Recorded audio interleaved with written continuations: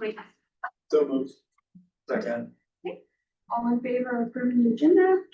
Aye. Any opposed? Motion carries.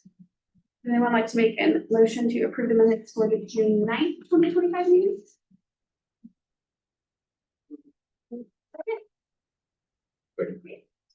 All in favor of approval of the minutes? Aye. Any opposed? Motion carries. We'll go ahead and do the update from the police department.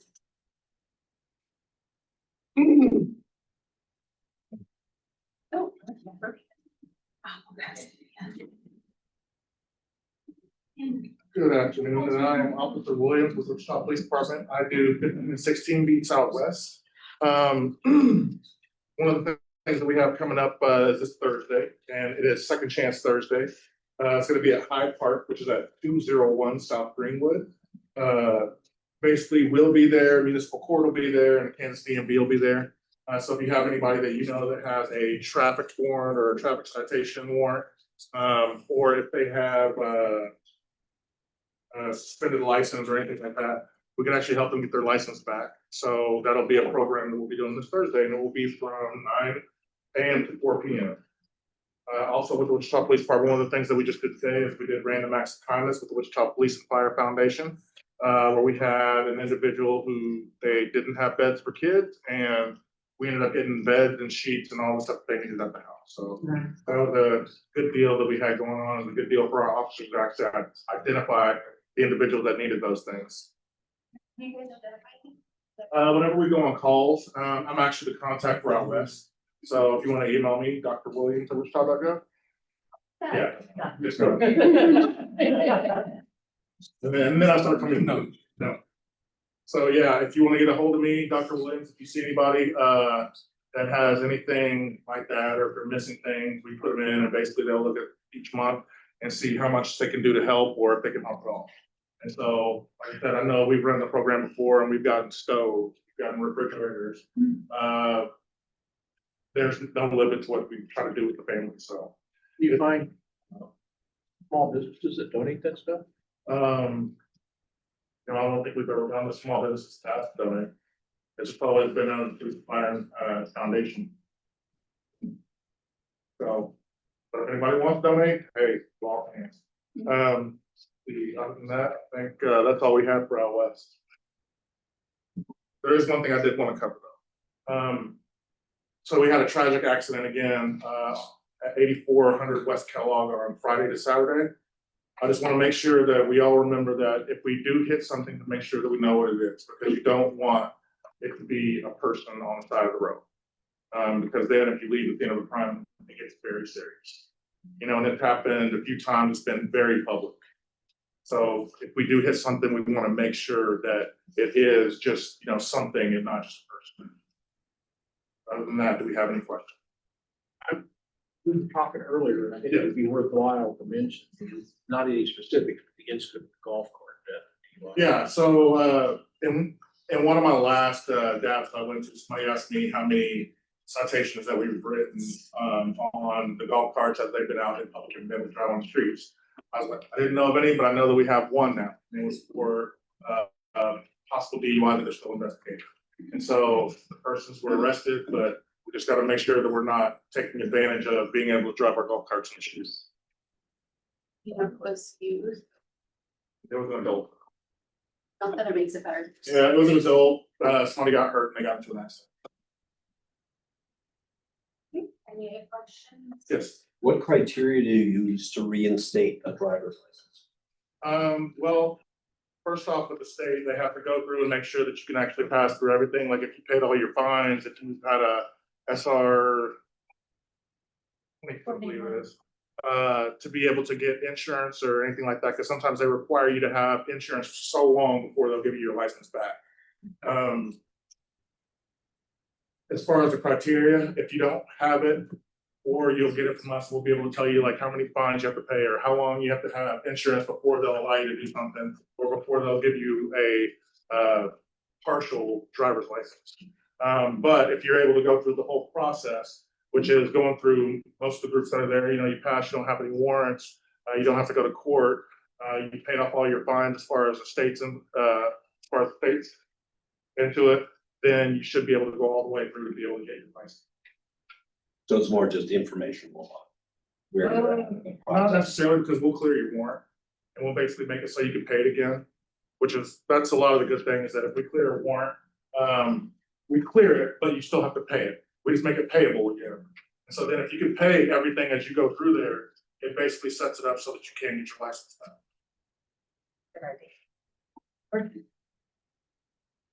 Any other questions? How do you go about, we, live in a neighborhood that recently has become, we have like a cul-de-sac that has recently become a party ground for teenagers. Mhm. How do we go about getting someone to like put a cable across there, so they can't go back into that area? As Is far it as, the one that's been down? Like, is it different than the cable that they took down to go ride? on? Yeah, they never had a cable there. That's in the big It's- city. Yeah, yeah, this is just, they recently, when they did all the new, 235, I-35 interchange, they Mhm. took out a whole row of houses. And for whatever reason, they made a big circle of sand, and then all the kids now go down there and party. Is it Jackson and Copland? Yeah, He knows. I know about the situation and I've emailed the officers that work in the evening to do extra patrols. But as far as cabling that up, I think that would be for the traffic. See, the engineer. property is owned by the state of Kansas back. But I I can know, see what I can find out. I can. okay. Thank you. Any other questions? Okay, thank you very much. Thank you.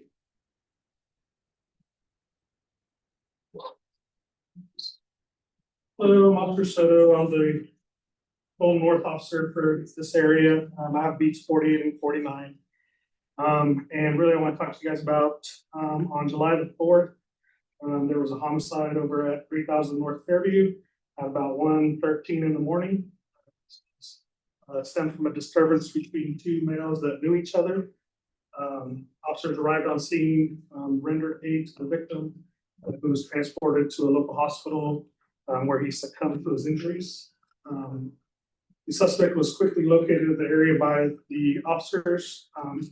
He was also treated at a local hospital and arrested, and he was criminally charged by the DA's office. We did have an impact meeting last week within that block where it happened, and we spoke with all the residents there and answered all their questions. So I want to let you know about that. Today I got an email from the crime analyst, who said there was an increase of non-residential burglaries on 48 beat. I looked at it just now, and there's 3 in the past 28 days. Looks like 2 are related. I'll look at those a little more this week. And then just ATVs and dirt bikes, I'm still getting complaints. However, last week I did go and contact 3 individuals at their homes, because people are letting me know where they live. And I informed them of the law. They're not allowed on city streets. They're not allowed in the big ditch. They're only allowed on private property. And so hopefully that'll start curbing that down. So if you guys know of anybody, let me know. I'll go talk to them and educate them. Anyone have any questions for me? What is it? So we have a neighbor who has a big one, but I've never seen him in the big ditch yet, but he doesn't have a tag. Is that okay? Do they need to be tagged? What is The big 4-wheeler? 4-wheeler? Not allowed on the city streets. So if I need to go talk, you can. I'll give you his You know. address. I don't like to go up and down, because I don't think he has any place else to go. Yeah. He just goes up and down Yeah, the they street. can use the city street. They're not allowed. So, yes, ma'am.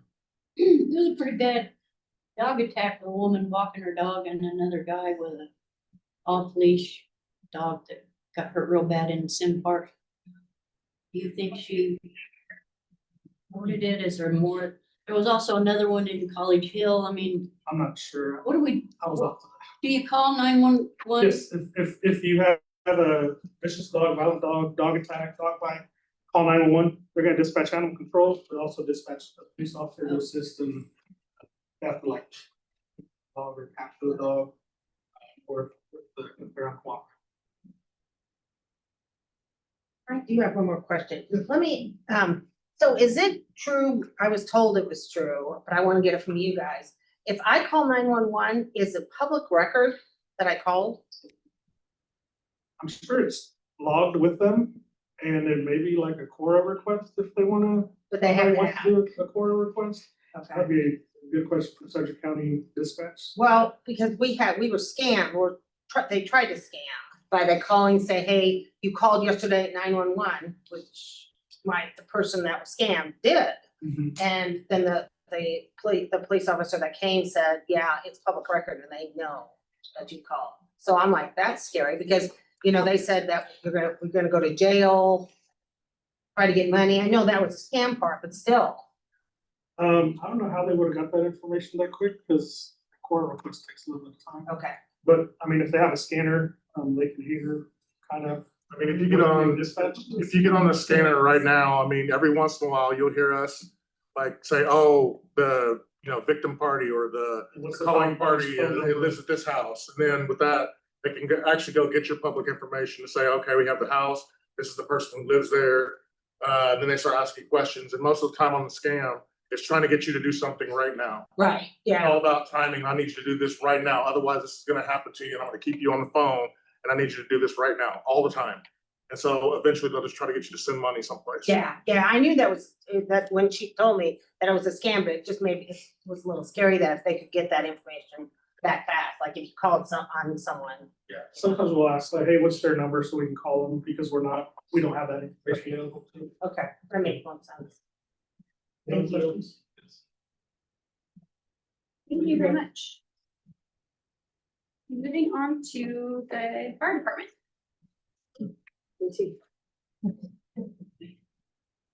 Hello, I'm Lieutenant Deichler, newer lieutenant over at Station 7 at 21st and Coolidge. So I've got some numbers for the fireworks season. We had a total number of fires with 0, which is always a win. We were on duty, we were on July 5th. So our shift was on July 5th, but no structure fires. Citations between July 3rd and 6th, they wrote 19 citations. And so this year they added in that you can shoot aerial fireworks, but there is a time frame for that. So anything that was shot after the 5th was the last day. So we did have Wichita Fire Unit that were riding with PD. I think there were 12 individuals, 12 cars with a Wichita police officer and a Wichita Fire Department officer between the times of 10 and 2 on the 3rd, 4th, and 5th, and then on the 6th, it was from 8 to midnight, and they were just driving around doing patrols. If they saw anything, they were either issued a warning or given a citation, so it kind of covers that. As far as emergency calls, the 911 non-emergent line, we had 1,200 calls. So that's basically people calling saying, hey, my neighbor's shooting off fireworks. I did have a gentleman come to the station, I think it would have been maybe on the 5th. His neighbors were shooting off fireworks. They were within all their legal rights, given the city code and stuff on fireworks. But he was upset because what they were shooting, the aerial fireworks, were landing on his house, in his backyard, their trash, they weren't cleaning it up.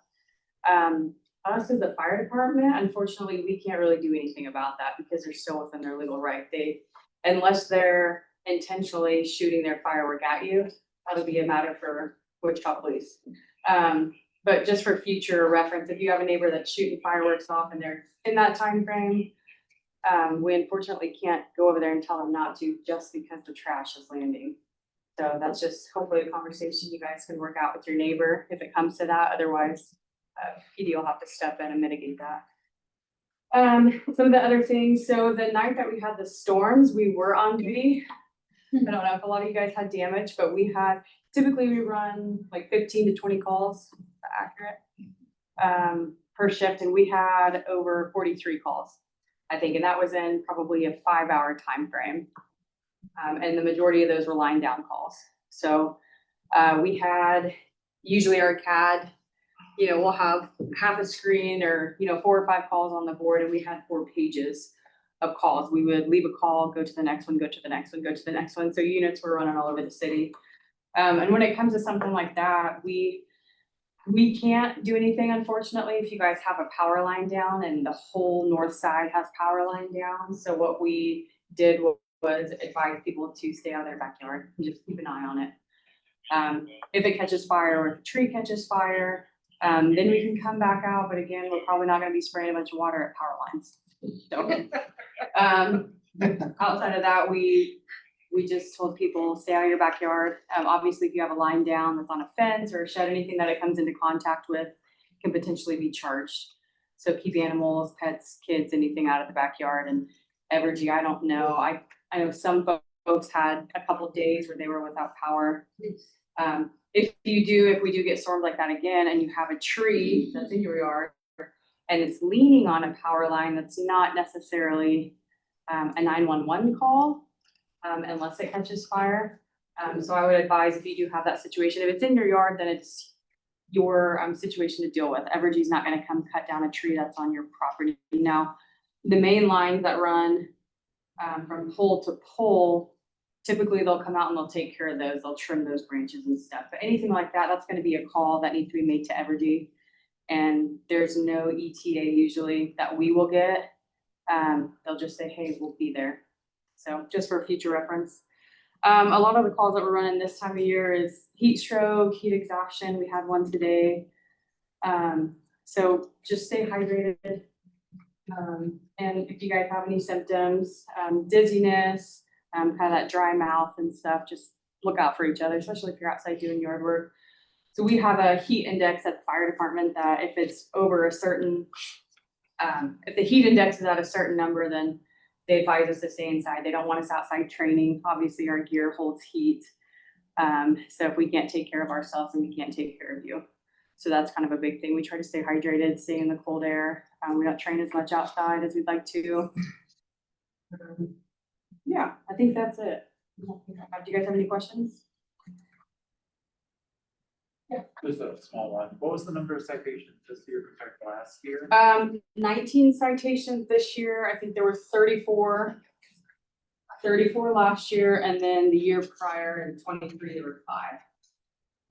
Yeah, so usually what they would do is on the 3rd, 4th, and 5th, they would have, for instance, Engine 7 and Squad 7. We would go out and we would drive the area from 10 to midnight or 12 to 2. So they would have guys on duty patrolling the area. They didn't have us do that this year because they hired off-duty members. Like I said, I think there was 12 each day. So that kind of freed us up to where we can respond to emergencies, which we would still be able to respond to emergencies. But it kind of kept the focus on the other guys that were hired for the PD, just focused on citations. So I don't know if maybe that has to do with the difference in numbers. I couldn't tell you. Was there a difference in the fines associated with those citations from last year to this year? That changed, didn't it? That I'm not aware of. I know that if you were shooting off fireworks and you were issued a citation, I believe that fine was $1,000. So I don't know what it was last year, to be honest with you. We shortened up the days. We didn't follow along with what the state did, but the fines was. I believe it's $1,000 fine, and if you're convicted, it goes up if you get a second one. So if you have already a conviction through city court and you're issued another citation for that, the fine will escalate. Is the non-emergency line still open? Cause we're still hearing them in our neighborhood. Oh, are you? I know we've heard a couple of them and they're hard to track down, They really are. but that non-emergency line should be open. I mean, if I call, I can't tell them what direction they're coming from.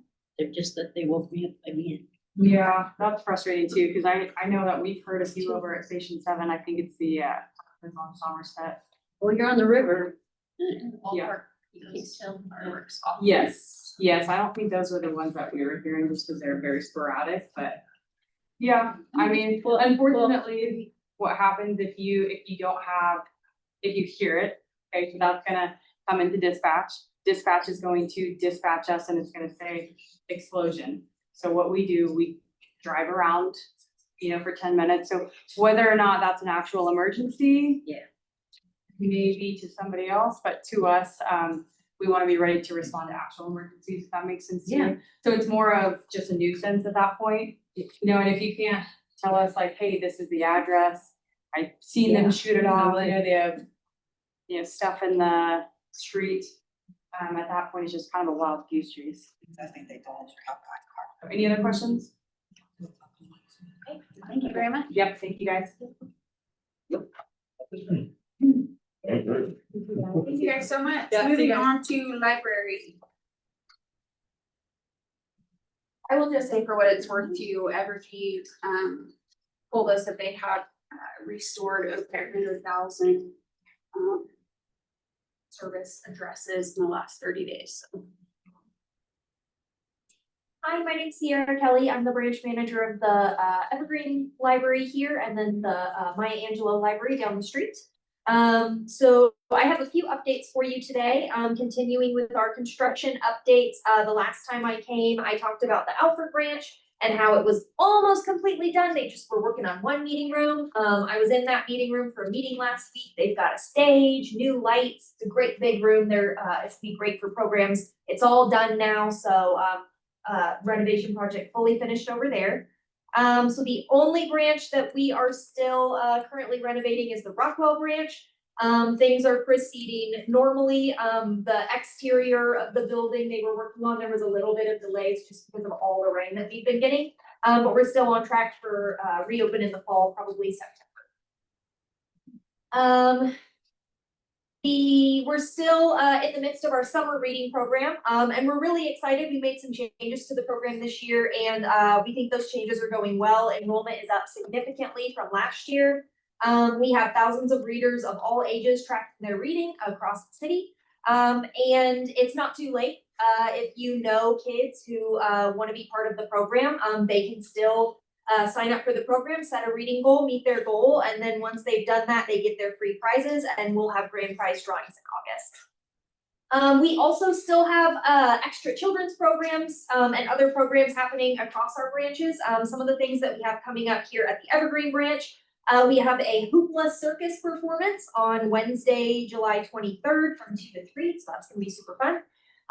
We have a family game night on Monday, July 26th from 6 to 7. And we also have our theme for the summer reading program this year is Color Your World. So we have an art program for adults as well that's coming up at the end of July. It's on July 25th, and we still have a few slots available. It's called Tiny Art Show. So we'll have mini canvases and mini easels and painting supplies for you to create mini paintings. If you want to attend, please register on the library website so that we can make sure we have enough supplies, but we do have a couple of slots open for that. And then finally, we have some new library merchandise that's available for purchase. We have our Friends of the Library Foundation sells t-shirts and mugs, and they've also added yard signs that say love your library that you can purchase downtown at the bookstore that's run by the Friends. I wanted to add really quick because we get questions a lot of the time about what happens to the money that I donate, or if I, buy merchandise, like what do you do with the money? It goes to our foundation.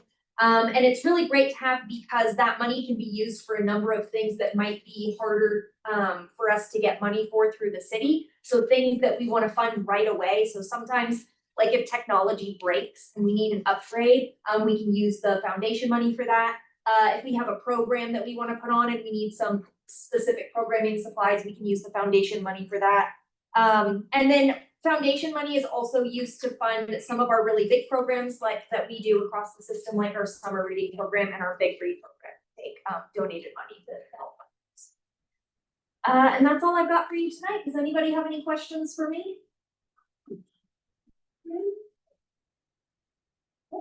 Thank you very much.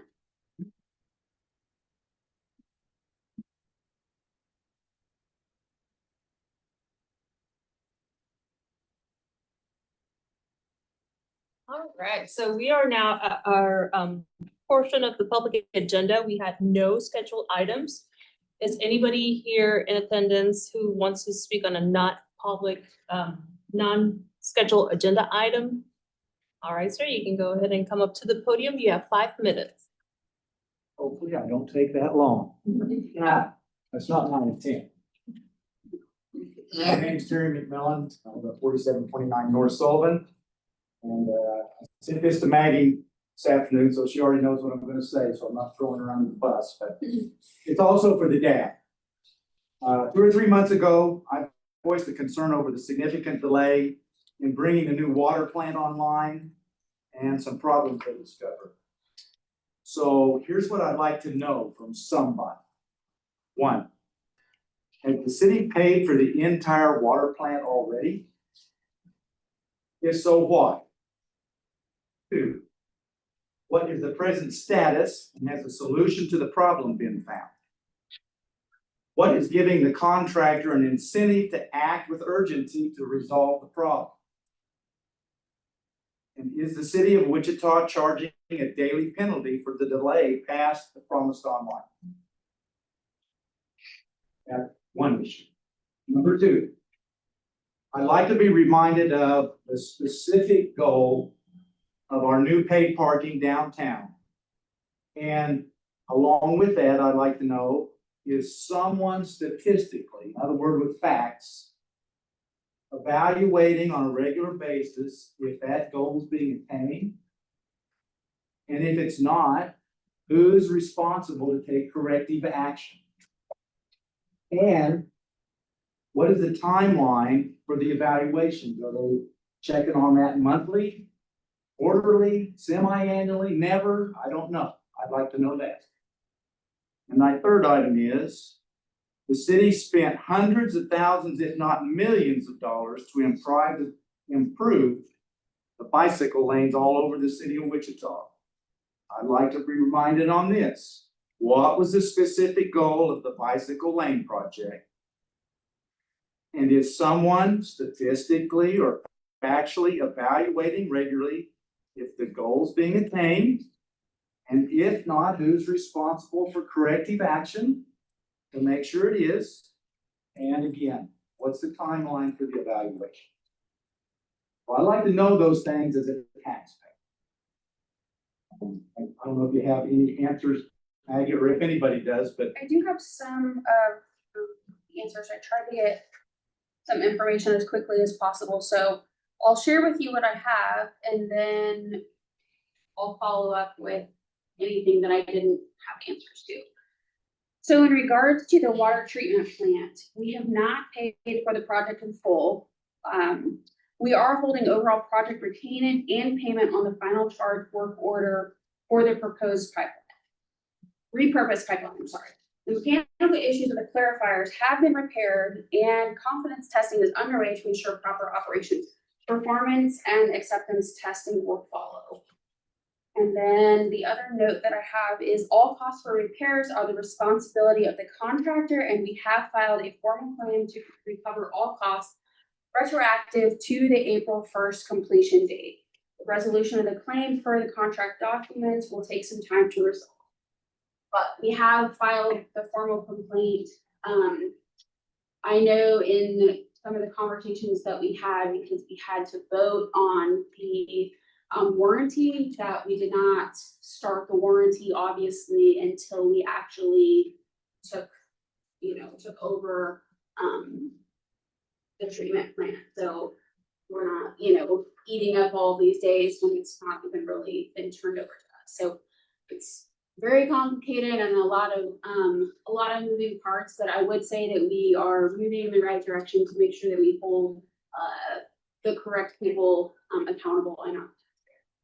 Can I ask just a follow-on question? Sure. So are we back to pouring millions of gallons of water into the big ditch again for the testing? I know that they have started some of the testing. I drive by there a few times a day. I haven't seen any of the water dumping like I did before, but I will follow up on that and make sure that I give you the correct. I'm not concerned about them testing it and doing that, but to me, it seemed like somebody should have said something's wrong way before and shut the water line off. And that's my concern. Yes, we need to test it, make sure it's right and whatever that takes to do. But don't just keep pouring millions of gallons of water in there without somebody going, this should have been fixed by now. Yeah, no, I totally agree. And like I said, all of those conversations are being had to make sure that we're not left holding the bag. So, especially during the middle of a drought. It's like, the timing couldn't be worse, but who would have known 5 years ago that this is where we would have been. Thank you. Yeah, no problem. The other question about, the bicycle lanes. Our approach to accommodating multimodal transportation improvements across the community has been supported by the city council and citizens through development of the annual capital improvement program. Approval of the bicycle master plan and the implications of specific projects that include bike and pedestrian facilities. A complete streets approach to developing the transportation network and supporting infrastructure funding has helped respond to citizens' desire for bike lanes and paths. All efforts related to bicycle and pedestrian facilities have been in collaboration with the Bicycle and Pedestrian Advisory Board. Staff annually evaluates bike and ped use in multiple locations with the support of the Wichita Area Metropolitan Planning Organization, also known as WAMPO. The next formal WAMPO counts will be conducted in September, and staff will supplement the data with specific evaluation of recent path and bike lane improvements. So I would say that we try to do the very best that we can, and I probably get half people that love the bicycle lanes and really utilize them and tell me when they need to be swept. Sorry, I'm trying to look at you. Nope. And then just as many people that are like, oh, it's just, they're taking up space and we're having to pay to, maintain them. So it is something that we have several different boards and organizations that specifically look to the bicycle lanes. So part of your answer, I will get the rest of it and send it out to you and anybody else that's interested. Yeah, I don't want anybody to think I'm completely opposed to the bicycle lanes. Sure. Because I think there's some that they put in that are absolutely great. Like the one that goes on 21st West towards Cheney, that gets used a lot. First and Second Street, I think, gets used quite a bit, but there's others I see that don't. And so I guess one question I had was the specific purpose of the bicycle lane project. Was it to try to get individuals to use those for going downtown to work? Or was it more intended for family, recreation, exercise purposes? Personally, I would say all of the above. Okay. But we're such a car-centric city. There are a lot of people, I live in Riverside, people ride their bike to work all the time. But I also see a lot of people drive to work. So I think trying to change some people's behavior patterns is always part of the plan. But we do see a lot of people utilize them. Some people are just in a hurry and the bike lanes are in their way. So I'll get you a more formal answer, but that's kind of a real high I level. appreciate what you got me in 3 hours. Troy, do you want to answer any questions about the parking? Sure. So you had asked about what was driving the need for downtown parking and paid parking. There's a multi-prong approach. First and foremost, it's about parking management, right? Making sure that, given the resources that we have available to us, that those resources are being used in the best possible way by the most appropriate individuals, right? Oftentimes we hear from retailers and other business owners that their patrons and their clients don't have anywhere to park because the parking that is in close proximity to their business is being occupied by employees or residents in the neighborhood, right? So first and foremost, it's about parking management. Number two is it's about clean and safe, right? So you'll notice that the downtown in particular lacks cleanliness and safety. And so to help bolster cleanliness and safety in and around downtown without taking dollars away from general fund, police, fire, parks, etc., a revenue stream needed to be realized in order to continue to provide a cleaner, safer environment. You're going to hear a lot about clean and safe. You've heard a lot about clean and safe up until now. You'll continue to hear about sort of clean and safe campaigns in and around our downtown. Along those same lines, the third prong really, right, was about responding to deferred maintenance. So we identified over the years, at a minimum, we've got about $18 million worth of deferred maintenance in our downtown, our parking assets and our parking infrastructure. So again, without a revenue stream to start responding to that deferred maintenance, which is a public safety hazard, right? The alternative is pulling money from the general fund, and again, pulling money away from police and fire and parks and all of those other essential city services. So paid parking was introduced, as it is in sort of any major metropolitan area, as a user fee, right? Those people who use the infrastructure, use the parking, pay for the parking to, again, ultimately make sure that it's being used appropriately and that we're able to respond to the public health and safety related issues that exist out there. And then you asked about the monitoring. Yeah.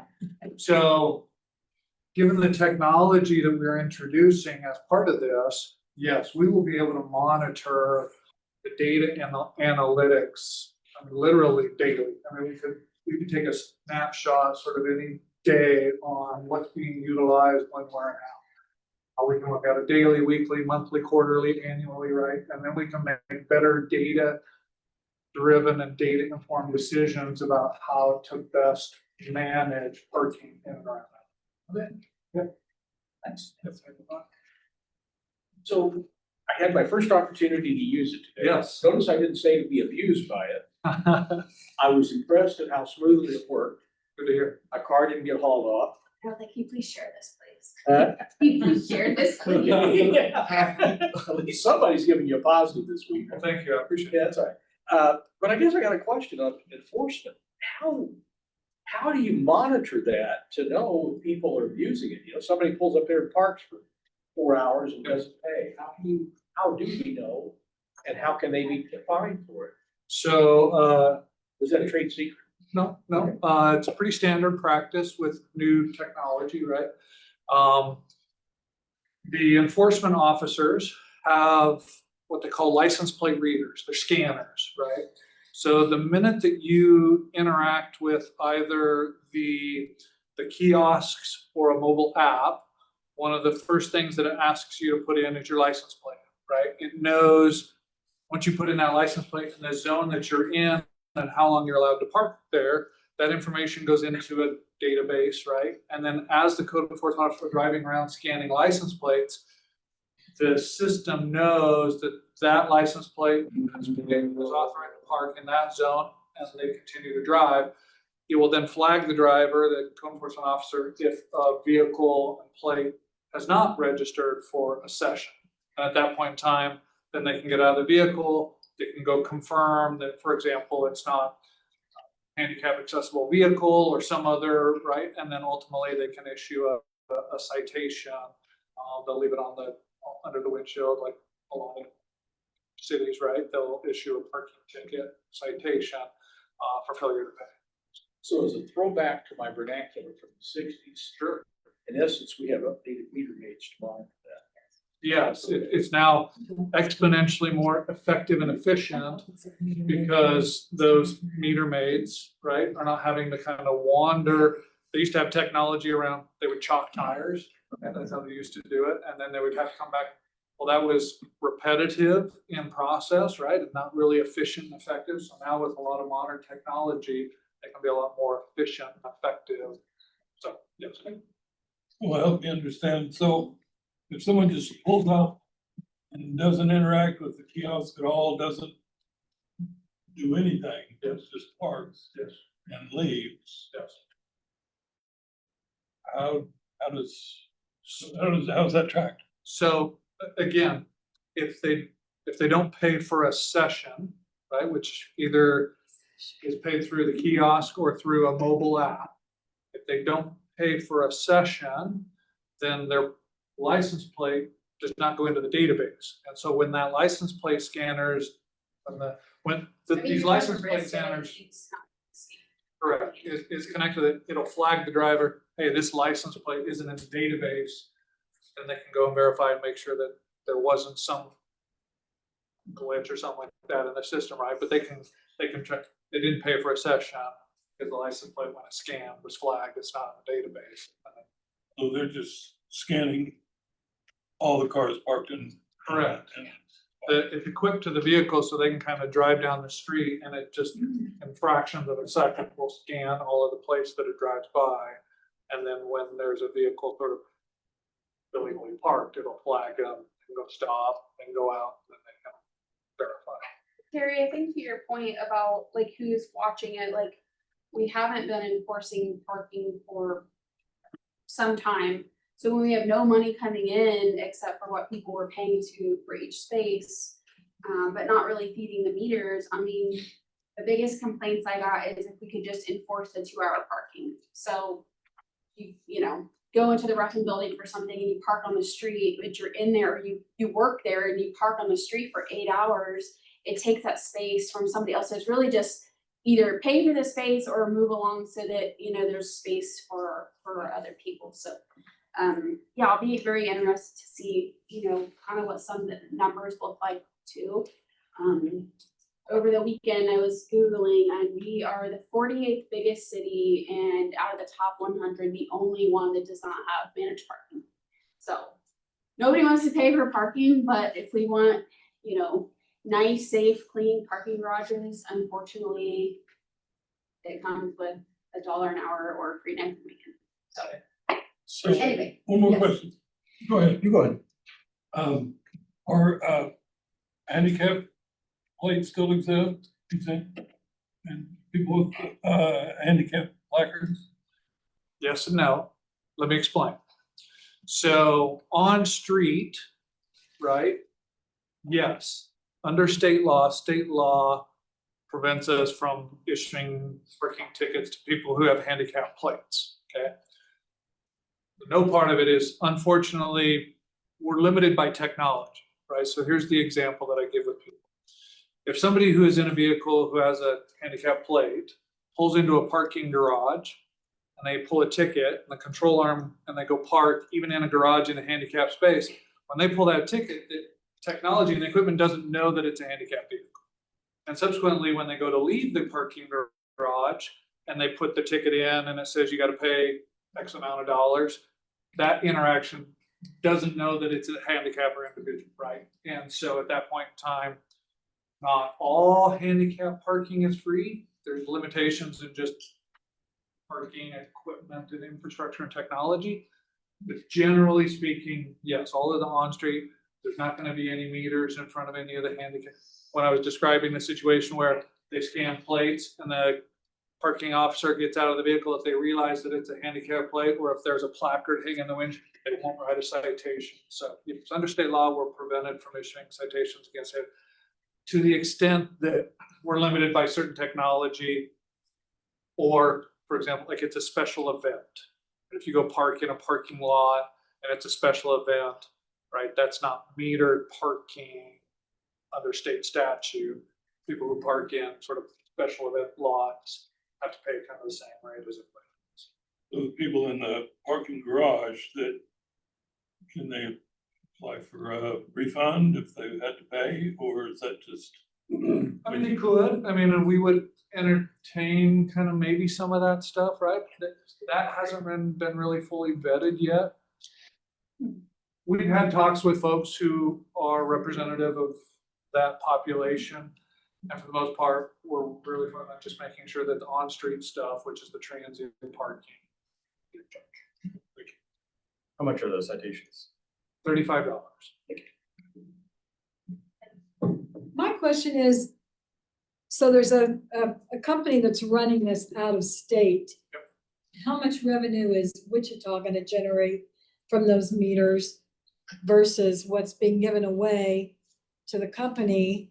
And will we ever pull that back to Wichita to where we own whatever people are paying to park? I'm all for parking. Every big city, you always have to pay.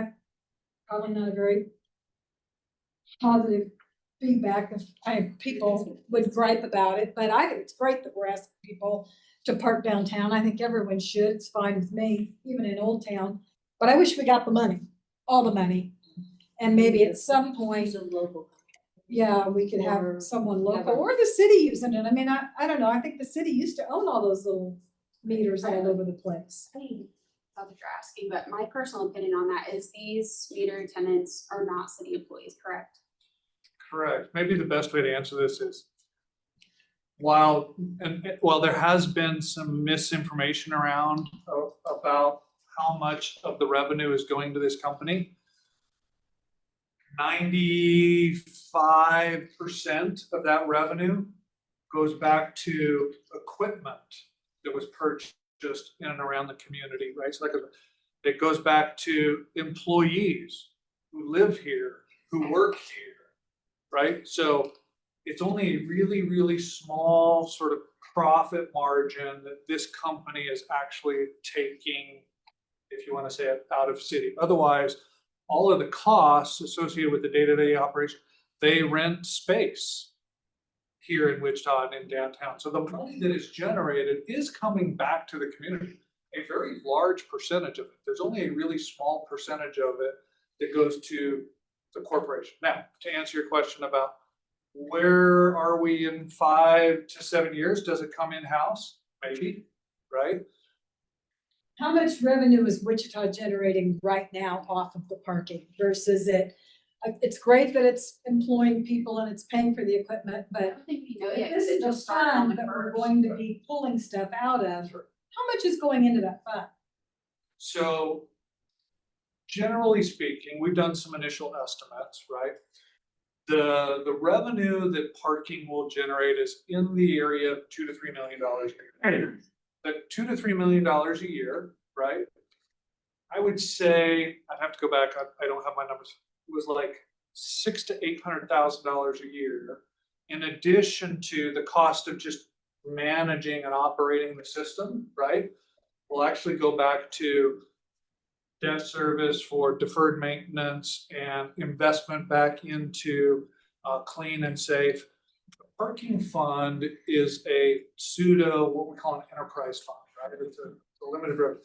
The revenue that the parking fund generates can only go back into parking management in the district. It can't be spent on anything else. It can only be spent on managing the system and the capital outlay and capital improvements to support the system, right? So when we talk about deferred maintenance in parking garages or deferred maintenance around, somebody brought up the other day, we don't have stuff to paint the curbs, right? Or improve some of the sidewalks next to it, right? The money that is generated can only go back in to support parking management. Oh, I thought that it was stated that it was gonna be to clean up downtown. It is, it's clean and safe, but it's primarily associated, without getting too much into legalese, right? It's generally called a nexus, right? You have to have a relationship, a correlation to the system, right? So we can hire, for example, security personnel to drive around and provide security in and around the parking assets, right? We can help improve landscaping adjacent to the parking assets, right? There are things that we can invest in that has an immediate connection to the assets to help improve a clean and safe environment, right? But the money has to stay in the district and there has to be a nexus to parking management. And Old Town is exempt from all of this. Old Town is not exempt from all of this per se. We don't Old know. Town is in the process of evaluating whether or not they want to pursue what they call a community improvement district or a CID sales tax to pay for parking management, right? If for whatever reason they don't want to pursue that anymore, or for whatever reason city council doesn't approve it, then our next step is to expand the district to include Old Town, put in the parking infrastructure, and Old Town would be included just like the rest of the downtown. We've only temporarily stayed parking management in Old Town until such time as they've make a determination on whether or not they can do a CID. Thank you, appreciate that. The only other thing I would add too is by us outsourcing the part-time employees, even if it's temporarily, in the deficit that we face with the budget, in the past, that has been positions that they have cut. And so by it not being, led by the city in that way for right now, they are, you know, city residents, but they don't work for the city. So that way, you know, they can stay fully staffed and, you know, all of those things to not, it's one of the departments that should be revenue producing and hasn't been for a while, due to lack of attention. You know, so we're kind of cleaning up the pieces, but I do think that is one of the caveats to it not being led by the city, at least initially, so. Anyways, any other questions? Sure. That house over there in your neighborhood, the 8 acres. Are Oh, they yeah, doing the Ammon anything? property. Yeah, are they gonna do anything on that? I heard they had found Like I said. 17 runaways in there. The short answer is, your brother and sister that are beneficiaries to that estate, that trust. There's an independent trustee involved, and they're trying to work through their agreements on valuation of the property. And then how they're gonna, whether one of the dependents is gonna buy it, or if it's gonna go on the open market. Well, if that was my house, the city would have done come and shut me down. I mean, that's a. I have been all over that city over the last 6 or 8 years. Even had the inspectors out there walking the property lines with me. And the problem with it is it's such a massive cost for the city to undertake. They can't, they only get like I think it's $100,000 a year for that kind of remediation, mowing on pet property and all that crap. And then they try to get it back with fines. And it would, I'd just be guessing that's $50,000 plus to clean that place up. And then they'd be gambling getting the money back from the owners. Did they actually catch all those runaways there? I mean, is that a true story? It's a constant problem, feeding money. Thank you. I'm hoping, I live on the north side of it, so I'm hoping that Oh, yeah. something happens in the near future. Do we have anybody else who wants to speak on the public? All right, ma'am, if you want to state your first, last name, and then you have 5 minutes. Margaret Shabazz. I live at 1142 North Market Street. And I was just wondering, I'm glad you guys are talking about the bicycle and this clean, safe space and everything, because my question actually has to do a lot with that. So I have a little 9-year-old and a 20-year-old, and we ride the bike path behind the MAC all the time. And because it's my neighborhood, we do go over down to 13th Street, right at 13th and Market, between the gas station and the street, there's this little area, right? So when you say clean space and when you guys do those sweeps, it stings horribly because these people are pissing just wherever. You go on Broadway, it stinks so bad. I was just this morning, I took my walk behind the MAC, because we also walk to Riverside, we ride our bike and all that, and they're just, now they're camped back there on the bicycle path. So when you guys do those, sorry, I almost opened my eyes at you. No, that's I was okay. just talking. That's okay. Sorry about that. So when you guys do those sweeps, and I was reading up on this, that the city is supposed to do some sanitation things. How far and what do you guys do to actually sanitize? Because even McDonald's, all that stuff, there's a man that's standing, he's calm and everything, but he stays in that little area right there. And oh my God, the people across the street, they come and clean up the needles. It stinks so bad. I love my bicycle paths. And I'm trying, I do a ride every Saturday on the bicycle paths and everything. So what do you guys do to actually sanitize? How far is sanitized? Is that clean, safe space just beautification? Because it sounds like it's more beautification and sitting there, or is it actually cleaning and making it sanitized, made it sanitation, whatever the word I'm trying to say. That's what I think of when I think of clean space and making it safe. I think about those dangers and how long before all this urine starts getting my air clogged up, because it's so heavy in the area that I live in. May I offer a suggestion? Sure. I've done this several times. It's Sometimes it works real well and other times it's not as responsive. But you can go on the wichita.gov page and want to report an issue, you can report encampments. And I suggest you do that often. And I repeat it. understand that, but after they're gone, Yeah. the smell is still there from them using the restroom, from their peeing. Behind the tree, on the tree, whatever, you know, it's not just, it's, you know, we walk our dogs and everything, that's one thing, but that's not really, it's their, the human. Unless we urine. can, unless programs are put in place, So I was the just- that's what I'm activity of the individuals change, and we report actively when those are seen. You know, we have to stop the encampment in order to get the conditions stopped. But how often do we do it now? Because I was reading up that we're supposed to, when we do a sweep, we're supposed to have a sanitation, you know, cleanup. Do we do it actually? And how far is it? What do they do to sanitize currently as we stand? I don't know specifically what they do for each like situation, because I think they're all very different. Obviously, when they're cleaning up the encampments on the river, it's a little bit different than cleaning up encampments on the Midtown Path, or it gets it gets really tricky when it's private property, especially along Broadway. The people that own the McDonald's building, the people that own the Popeyes building. Chris and I, right, we can't just go, we have to contact them, give them X amount of time to respond. And then if they don't do it, we can respond. But that is the hard part for me, is I feel like we're sitting on our hands. There's some stuff that we can do on public property, and I think that we do a decent job with that as much as we can and as much as we know about. I would always tell people I would rather know about something 10 times than to not know about it at all.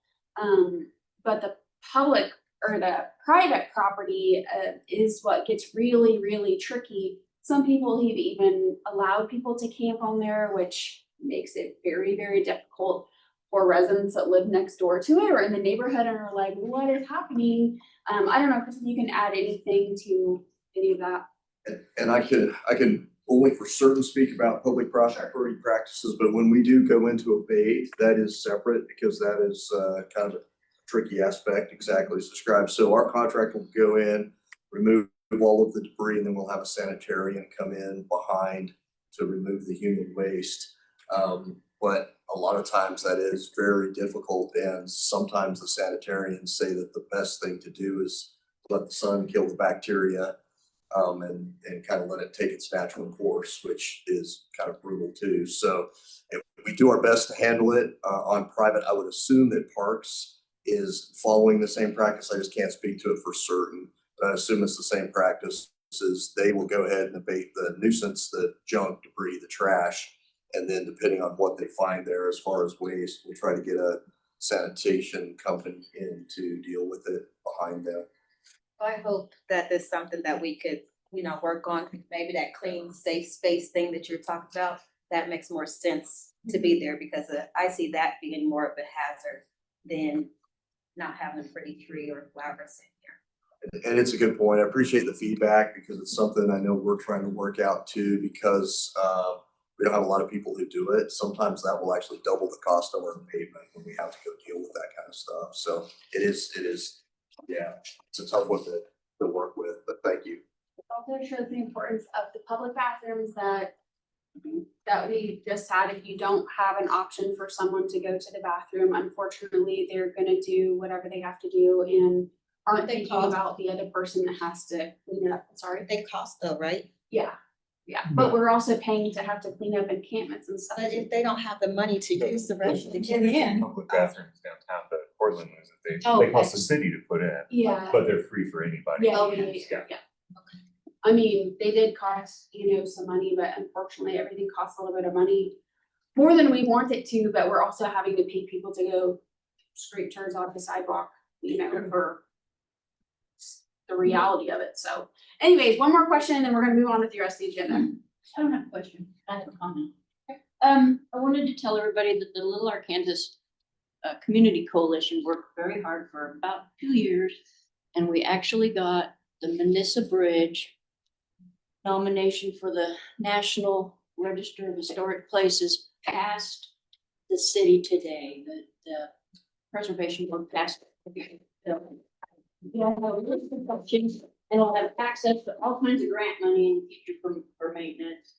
And I was gonna say, Is that the bridge at North High? yes, yes. It's gonna be worked on, but, it's gonna, in the future, I mean, it's always gonna be meeting. But I guess that's all, I can't think of anything else. Thank you, Susie.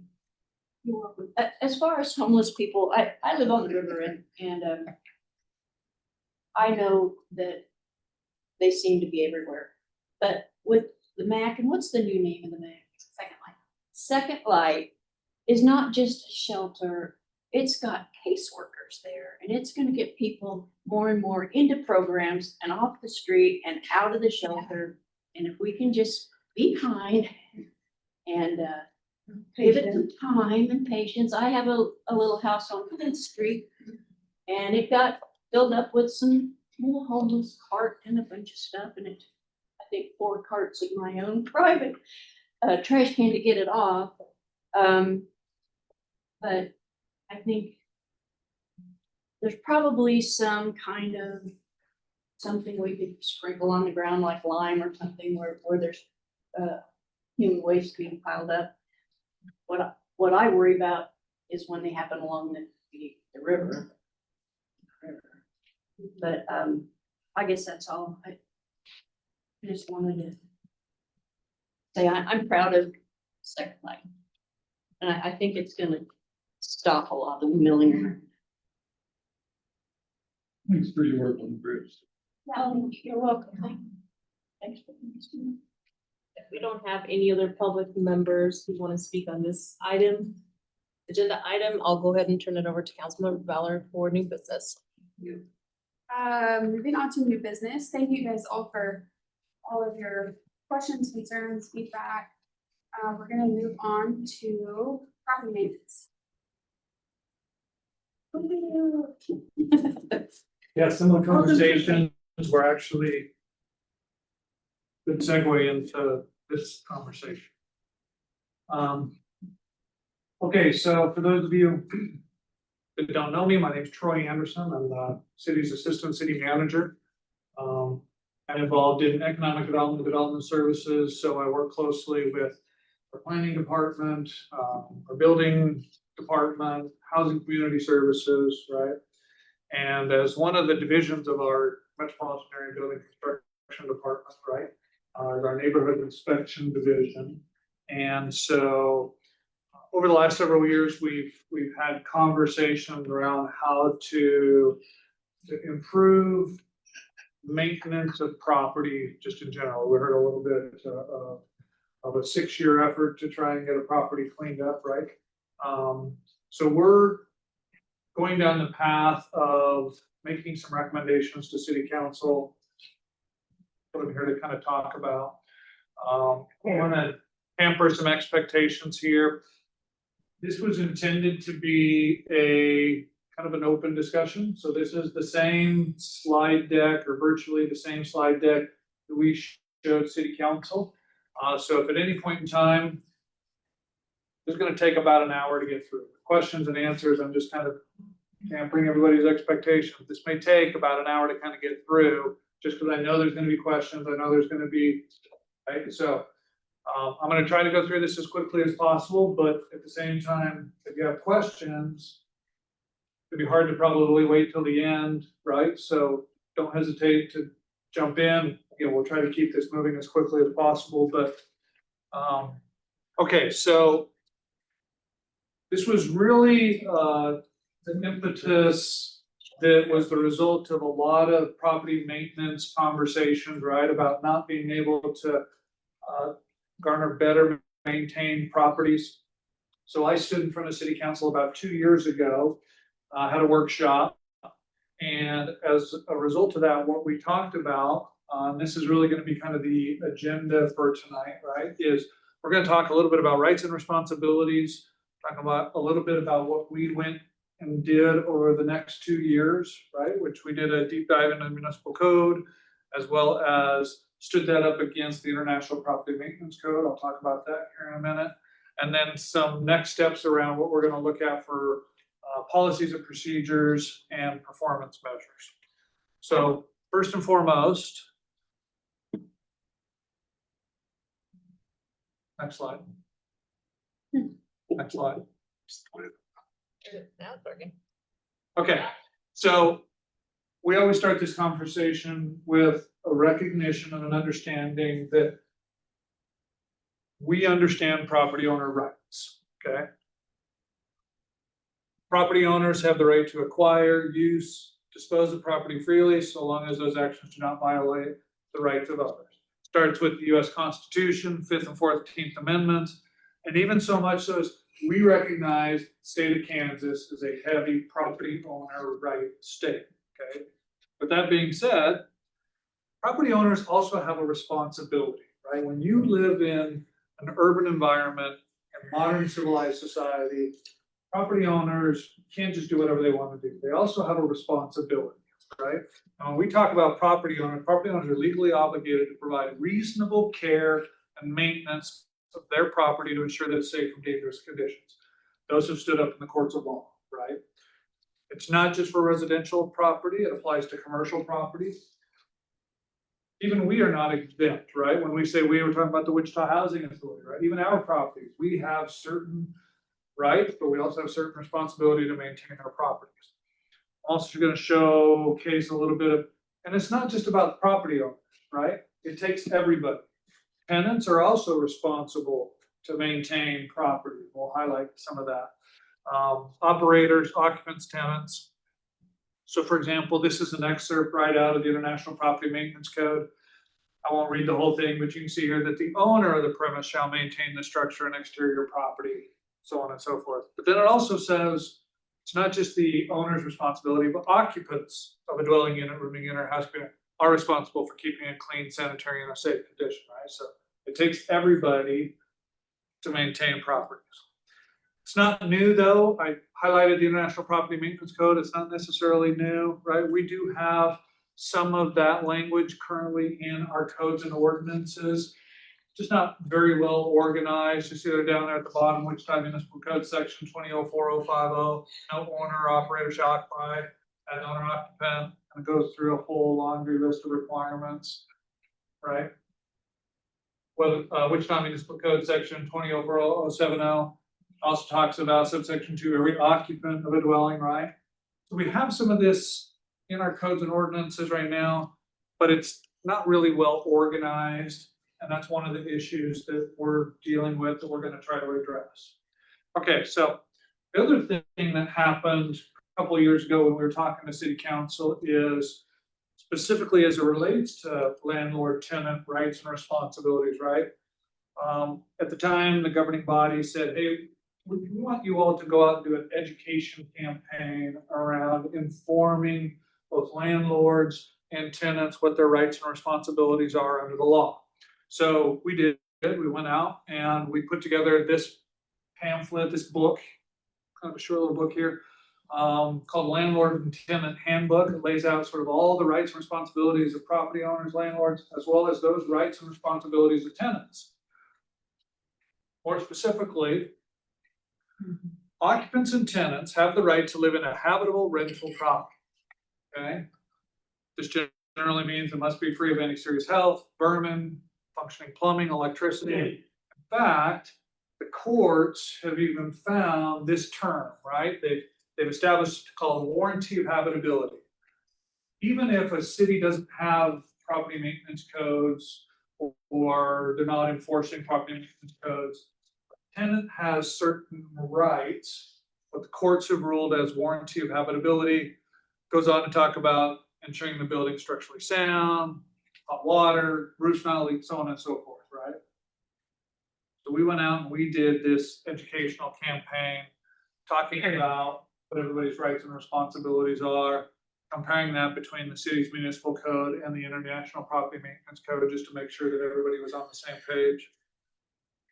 Additionally, Out of that, 2 years ago, spun an effort to adopt a retaliatory eviction ordinance. Okay, so we did. We looked at some other cities that have done something similar, drafted a retaliatory eviction ordinance. I tell you all of this simply because we weren't just idle over the last 2 years. We've also been working on some other projects, right? But really, we've done a deep dive into the city's existing municipal code to see what's going on. Why aren't we achieving sort of the ultimate goals and objectives of having better maintained property in and around our community, right? What we found was the code was duplicative across titles, resulting in confusion. Do we look at this code section? Do we look at that code section? Well, if we do this code section, this is the process. If we look at that code section, that's a process, right? It becomes very confusing. So one of the first conversations, we've got to consolidate the code into one easy to use, easy to reference property maintenance code, right? So we looked at Title 7, Title 8, Title 18, Title 20. We also, again, stood that up against the International Property Maintenance Code. So let me tell you a little bit about the International Property Maintenance Code. So the International Property Maintenance Code is a code standard. It's not thick, right? It's actually fairly thin in context, right? But the International Property Maintenance Code is a code series. It's a code reference that's included in the International Code Council code series, okay? So the International Code Council puts out a whole slew of reference standards. They put out the International Building Code, the International Residential Code, the International Fire Code. A lot of these code standards, cities across the nation, including ourselves, have adopted, okay? For whatever reason, we chose not to adopt the Property Maintenance Code years ago, right? So we have kind of taken a look at the Property Maintenance Code and said, does it make sense for the city to instead adopt the International Property Maintenance Code? So what's the difference, right? Well, the International Property Maintenance Code is a vetted, professionally developed body of work based on best practice, case law, and technical standards, right? If there's a case or a suit and you're standing that up against the International Property Maintenance Code, right? Courts across the nation look at that and go, that code standard has been vetted. It has the backing of the International Code Council, right? It has cities across the nation that have adopted. It has depth, right? It has weight. So that's part of, it's also part of the family of codes and aligns easily to other standards like I referenced, right? Residential code, building code, fire code, existing building, so on and so forth. Okay. The other advantage is every couple of years, every 3 years, just like the building code, just like the residential code and fire code, every 3 years they come out with a new volume, a new series, right? Because they're always trying to keep up with what has changed over the last couple of years. Is there new technology? Is there new best practice? Has the law changed from federal to state to otherwise, right? And so every couple of years, it allows the city to sort of revisit where you're at, what you're doing, what you're trying to accomplish. Again, it's not new even to cities in the state of Kansas. There are a number of cities, even in the state of Kansas. This code standard has been adopted across the nation, but even Topeka, Manhattan, Overland Park, Lawrence, Kansas City have all adopted the Okay, so over the last 2 years, we've done deep dive, recommendational, we came back. We need to repeal and replace all of our existing codes and ordinances that relate to property maintenance. And alternatively, the recommendation that we're going to put in front of City Council is to replace Title 20 with the International Property Maintenance Code. A couple weeks ago, we had another workshop with City Council. We presented virtually the same slide deck. Got some really good feedback. I'll show you kind of where we asked for some policy guidance. And then ultimately the suggestion was we want to take this out to the district advisory boards and just make sure we haven't missed anything, right? So I put this up here just to kind of help orient you. This is how the International Property Maintenance Code is organized, okay?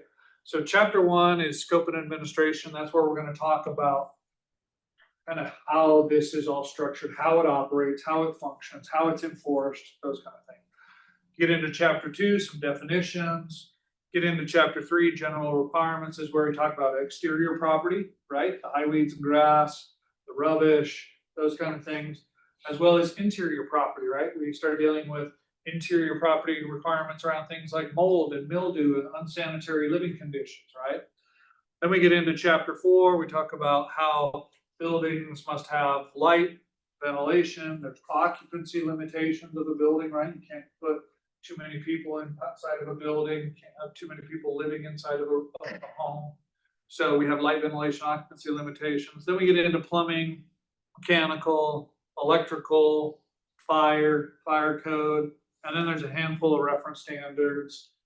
So I'm gonna go kind of chapter at a time, and I'm just gonna highlight those things that we are going to try and amend in the property maintenance code. Our approach is, we're gonna try to adopt the International Property Maintenance Code and try to stick to a property maintenance code as much as we can, right? That's the standard. Anytime you deviate from a building code, a mechanical code, a plumbing code, an electrical code, you really have to begin to kind of question, why are we doing it? Is there a compelling reason, right? Do we have justification? Is there some reason why you want to amend that particular code section? So I'm just gonna focus on the amendments for the most part. The standard's out there if you want to go read it, but otherwise I'm just gonna focus on the amendments. Okay. I'll take 2 minutes and just catch my breath here for just a second. But it's going a lot faster than I expected. Okay. I'm sorry, can I make this lower? Sure, yeah, Just please. a real quick contextual question. Yeah. Part of the reason that this is important with my statement, this question is because not only do cities use this, but like builders, different institutions that might be involved in like construction or other maintenance, they're also using this, and so this helps, like, everybody's going to this, which is why we need this, right? Is that kind of the big context? Yes and no. Let me kind of, the governments, right, that employ this and that adopt this, they do it for enforcement of property maintenance, right? But you're right, it's part of the International Code Council family. So a contractor probably isn't gonna use this, but a contractor is gonna use a mechanical code, the International Mechanical Code. The contractor is gonna go up against the International Plumbing Code, right? Or the Uniform Plumbing Code, that's a whole other side of our comment. But it's all consistent in kind of the code series. So the references, in fact, you'll notice my second bullet point there, right? The second bullet point is throughout the International Property Maintenance Code, it will say, hey, you've got to maintain the building in accordance with the latest version of the International Fire Code, right? Well, so rather than referencing each one of those code standards, we're gonna have one amendment throughout that references the Wichita Sedgwick County Unified Building and Trade Code, because we've already adopted all of those. It's sort of one easy to use reference to go say all of those other code series. But yes, that's one of the amendments you'll see throughout, is where it says, hey, the International Energy Code or the International Residential Code or the Mechanical Code, we're gonna replace all of those with the uniform, with the Wichita Sedgwick County Unified Building and Trade Code. Additionally, we've kind of gone round and round with our law department, just making sure that any amendment that we propose is not going to be a violation of state law, right? We want to be consistent with state law. That was one of the criteria. In fact, as we took a deep dive into the code and read it chapter and verse with our law department, with our building and trade folks, right? Please. Sort of to Zach's point, it just occurred to me, sort of odd that I'm gonna say this, but it seems like this might actually make, like a national property management company who's got something that's coming into Wichita, it'd be less onerous to be doing business in Wichita because we just have this standard. Like, seems like that would be a benefit. Absolutely. Instead of it being all that confusing here and there. Correct. If I'm a national property maintenance company and I come into your community now, oh, you've adopted the International Property Maintenance Code, great. I know what my roles and responsibilities are. Absolutely. Okay, so it's actually really kind of interesting too, the way the International Property Maintenance Code is written. It's almost fill in the blank, right? So in fact, we're gonna amend section 101.1, title, and it says, this is hereby known as the International Property Maintenance Code for the city of, fill in the blank. We're gonna go fill in the blank, city of Wichita, right? There's been some conversation in some of our other district advisory board meetings, right? So I'm kind of answering questions that may be rattling around. Anyway. This does not extend into the county, even though Metropolitan Area Building Construction Department is a joint city-county department. This does not extend out into the county. This is just the city of Wichita, not Mays, not Goddard, not Derby. This is just Wichita. County, folks who live out in the county may not necessarily have the same level of standards as people who live in the city as well, right? And so we are simply focused on the city of Wichita. With that being said, 103.1 says we're going to create an agency. The name of the department is fill in the blank. We're going to call it, well, we already have one, the Metropolitan Area Building Construction Department, MABCD for short. And the official in charge is the code official, right? Pretty standard practice in the property maintenance code. In fact, if you look at the building code, residence code, in every chapter 1, it reads almost the exact same way. The code official is in charge, so on and so forth. So we're just being consistent across the entire International Code Council family. Section 105, duties and powers of the code official. Again, we're going to make some amendments just to make sure it's consistent with state law and the Tort Claims Act. Section 106, again, in every code standard, right, there is a reference to a Board of Appeals, right? So rather than creating a new Board of Appeals just for the property maintenance code, we're going to amend it to read the city's Board of Code Standards and Appeals. That body already exists. State your appeals for all of the other code standards. Same for the property maintenance. Okay, so this is really where we started to kind of get into policy guidance and direction, right? And that's on prosecution of violation. So I frame this in a way where there's a lot of people who have questions and angst and anxiety around why haven't we been able to get properties cleaned up sooner than what we have been able to, right? Not that that was originally designed that way, but someone originally designed that, right? That 20 years ago, 30 years ago, whenever the original codes and ordinances were adopted, right? They leaned heavily on property owner rights, right? So the guidance and the direction and the adoption of the codes and ordinances, and in fact, even environmental court, some of the language you see in and around the environmental court was designed to say, work with the property owner, work with the property owner, work with the property owner, right? Ad nauseum, right? So MABCD in their practice exhausts all compliance options before ever issuing a UCC. A UCC, Uniform Criminal Complaint, I always get that wrong. That's the document that basically says, here's your ticket, you need to go tell it to the judge, right?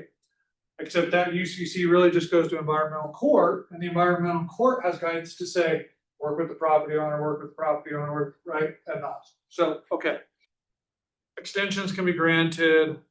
Homeowner or is working with the liaison, they pulled a permit, they've demonstrated progress. This is why you see sort of this vicious washing machine of not being able to get properties cleaned up in a more efficient, more effective way. Again, not that anybody's done anything wrong, that's just kind of how it was designed. Who's the liaison? We have code enforcement officers in the neighborhood inspection. So that liaison are folks within neighborhood inspections. So if they're working with, I want to get it cleaned up, I want to get it cleaned up, I want to get it cleaned up, as long as they're trying to work with the liaison. We have some other folks who are not really case managers, but what do you guys call them?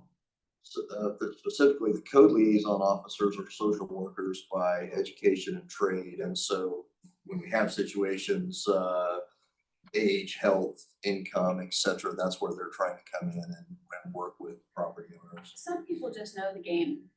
And that's the real Yep. tough part is, well, if my grass is only 20 inches and not 24, you know, I'm okay for a couple more. It's just, it's the nuisance type stuff that is very You can't frustrating. punish people like what happened with the duplex. What I'm concerned about is that this is gonna outrun probate, it's gonna outrun, trusts. When somebody goes into a home, I have a friend that went into a home. We don't know where she is, and her house is a mess. Her yard's a mess. I found her, I talked to her son, he's in Illinois, he's gonna come down. But HIPAA makes it so you can't find anybody if they're in a retirement home or a nursing home. So I know this is to streamline, things happening. I just want to make sure it doesn't outrun situations where the owner is not.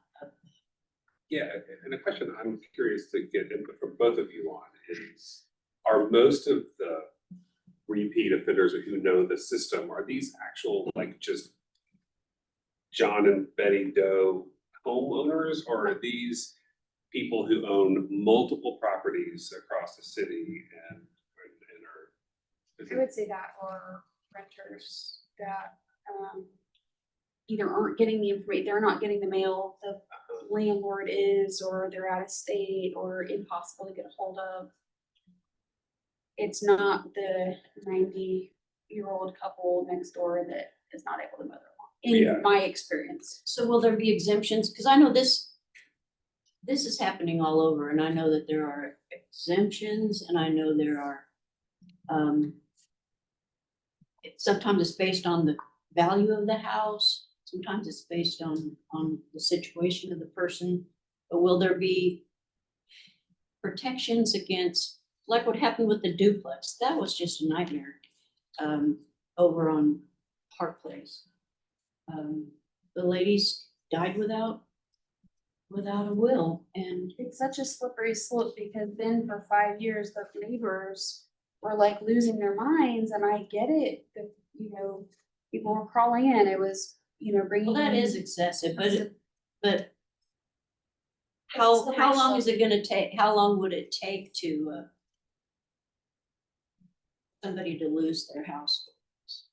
So let's talk a little bit more about just the violation process, right?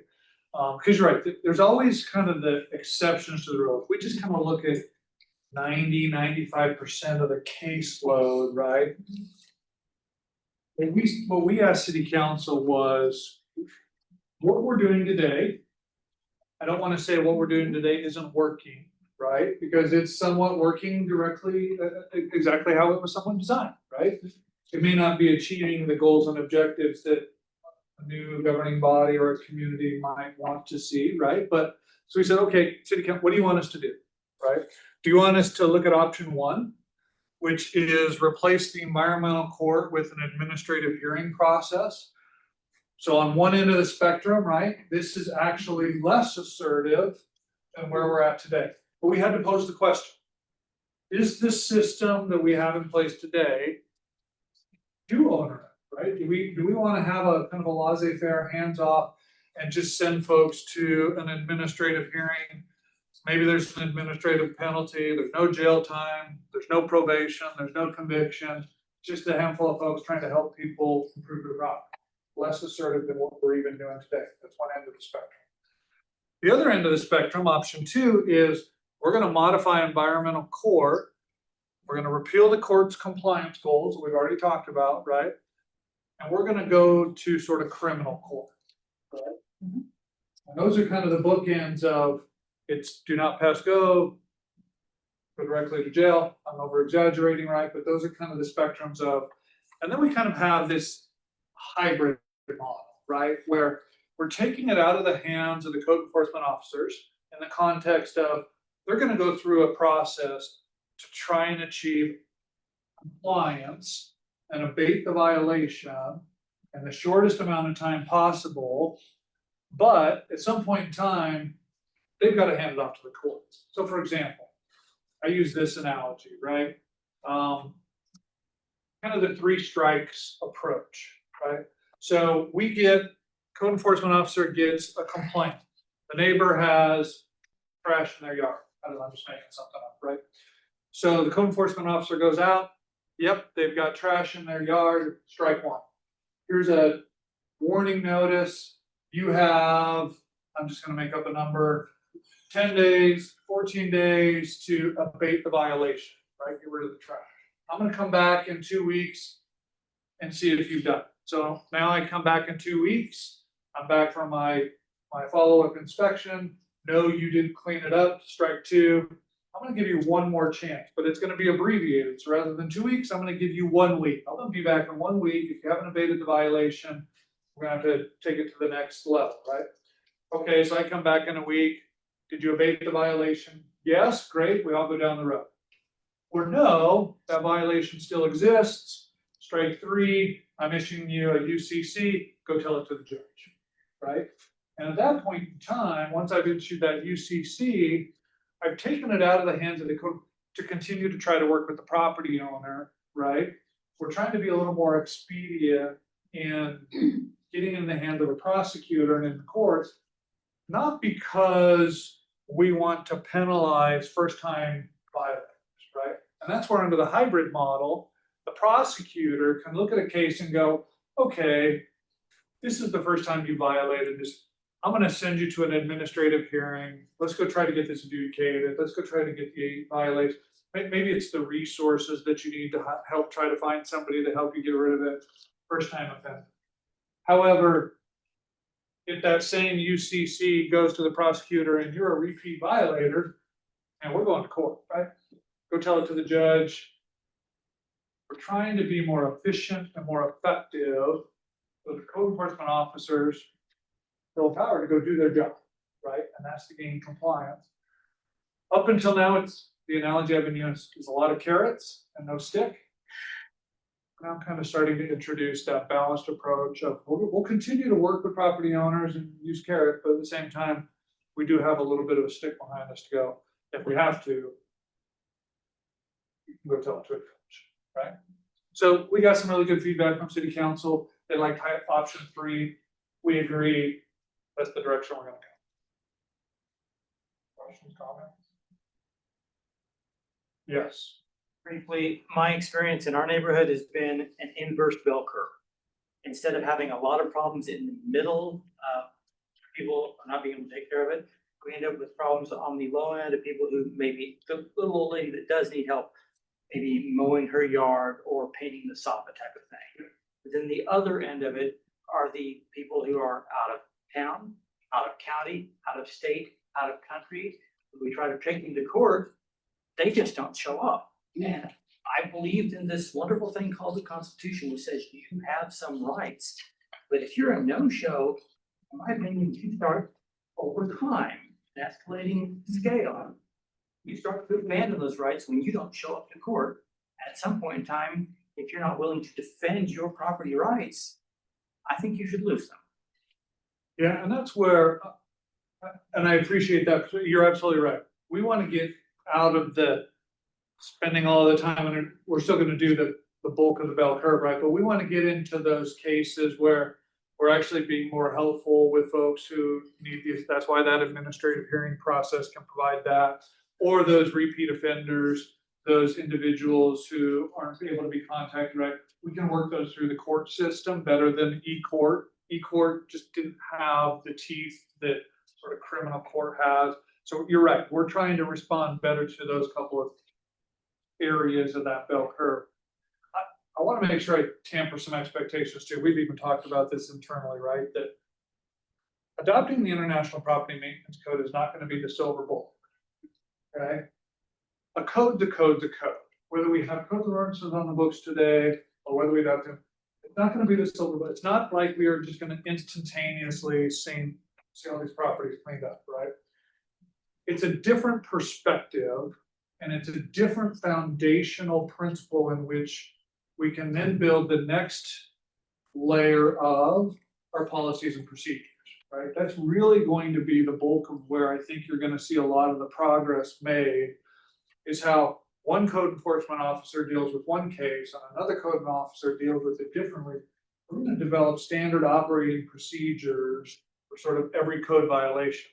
And if the code series is organized in a really clean and efficient and effective way, now our standard operating procedures can, and we're gonna start handling cases more effectively, more efficiently, more routinely across the city. That's really where the rubber hits the road, is in the policies and procedures. But we have to start here, kind of adopting a foundation. So I just want to make sure that we're tampering expectations too. This isn't the silver, this isn't just, but it is a new way of thinking and a more assertive approach at how we're going to address property maintenance and property maintenance code violation. 2 questions. For the option 3, the hybrid model that we're pursuing, does that also include an amendment to the environmental board to make it more aggressive? Yes. Okay. Yep. And then the question I have for the prosecutor, is that the elected district attorney that would be? We have a handful of prosecutors in our law department. Okay. So they'll be able to, and so this is where, and you'll see later on in the slide deck, we're gonna establish sort of 3 silos of performance measures, right? A silo of performance measures around complaints. Let's not pretend that we don't see neighborly feuds, right? I'm gonna call on my neighbor and tell them and file a false kind of claim. We'll know in kind of the UCR, in the complaint sort of silo, if we can map those, we can see geographically where those are at, what percentage are actual violations, what percentage aren't violations. We can do better tracking around sort of the complaint process.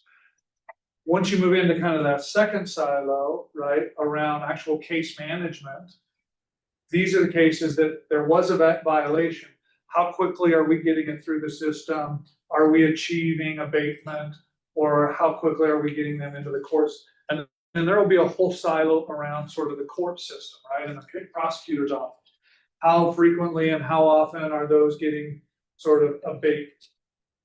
Are they abating the violation? Are we getting compliant? Are we having to go through penalties, fines, et cetera? We'll have really good performance measures to better isolate exactly where some of the problems might be. But yes, ultimately, someone holding prosecutors responsible too to make sure we're getting it through the system. Well, and within your measures, are you including, what's the potential workload increase for your prosecutors and your court systems for your judges? Yes, so I'm gonna answer that too, because we've gotten a similar question in some of the other DABs. What is the financial impact of this, right? Especially on neighborhood inspections. What I've tried to tell people is, for all intents and purposes, it's gonna be cost neutral. Let me explain why, right? Rather than a code enforcement officer revisiting the same property 12 to 15 times, that code enforcement officer will be able to sort of dispense with that inspection process and either achieve abatement or some, they're gonna get to more properties, but I'm still gonna have the same volume of, and the same amount of staff, right? So it's gonna be cost neutral in my staffing in and around my. Now, with that being said, eventually what you anticipate this saying is, you're probably gonna see an initial peak of cases that are going to prosecutors and prosecutors having to either send to administrative hearing or send to court. There's gonna be initial peak. But eventually the goal is that you're gonna see property owner going, hey, the city's kind of serious now. I'm gonna go respond to this better. Now all of a sudden that lightens the load of the code enforcement officers as well as ultimately lowers the case. We're gonna gain greater compliance. So we're gonna see an uptick initially, but eventually you'll see that kind of fall off after we've gone. That's the expectation. With the new adoption of the code, will the complaint process be made less difficult? Because like right now, some of the categorization is, I don't know, just throw a dart. Yeah. Because I've been that neighbor.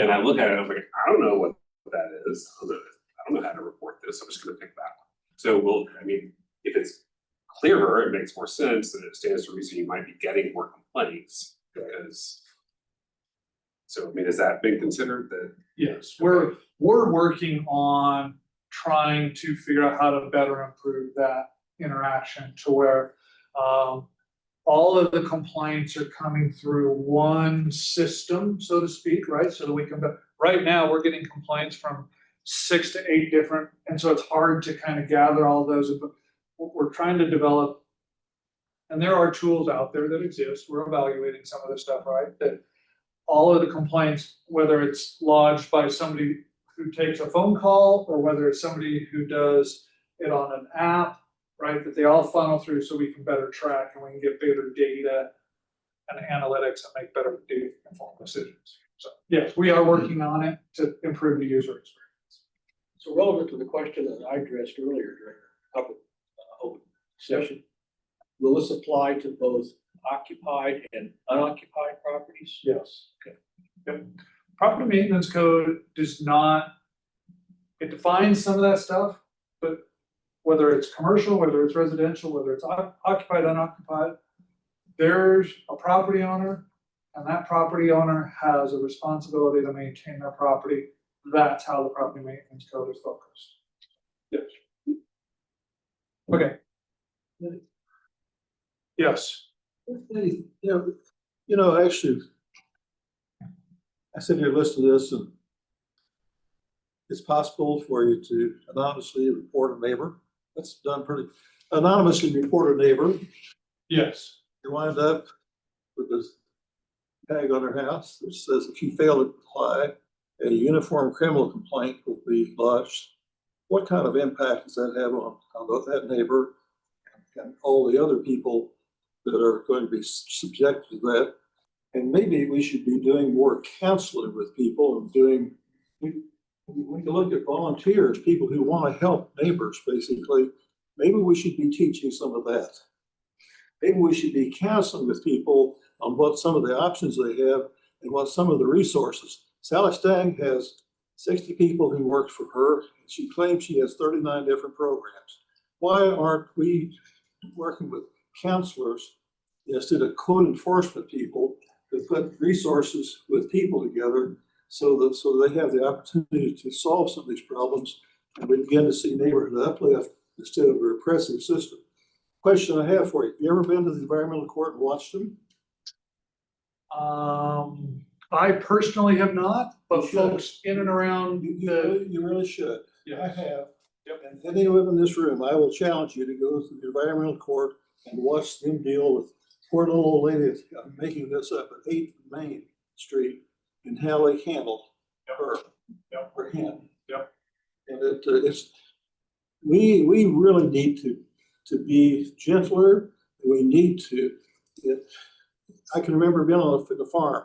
If a neighbor's house was a problem, the neighbors pitched in and helped. Today, basically, we want to anonymously call a violation in. You can't imagine how negative this is on everyone, basically. So you want to do this way, or do you want to do this way? You'll be much more effective if you figure out a way to do this. I deal with Chris here. Okay. We've watched demolition of properties for a lot of years. Code enforcement, notice the word enforce.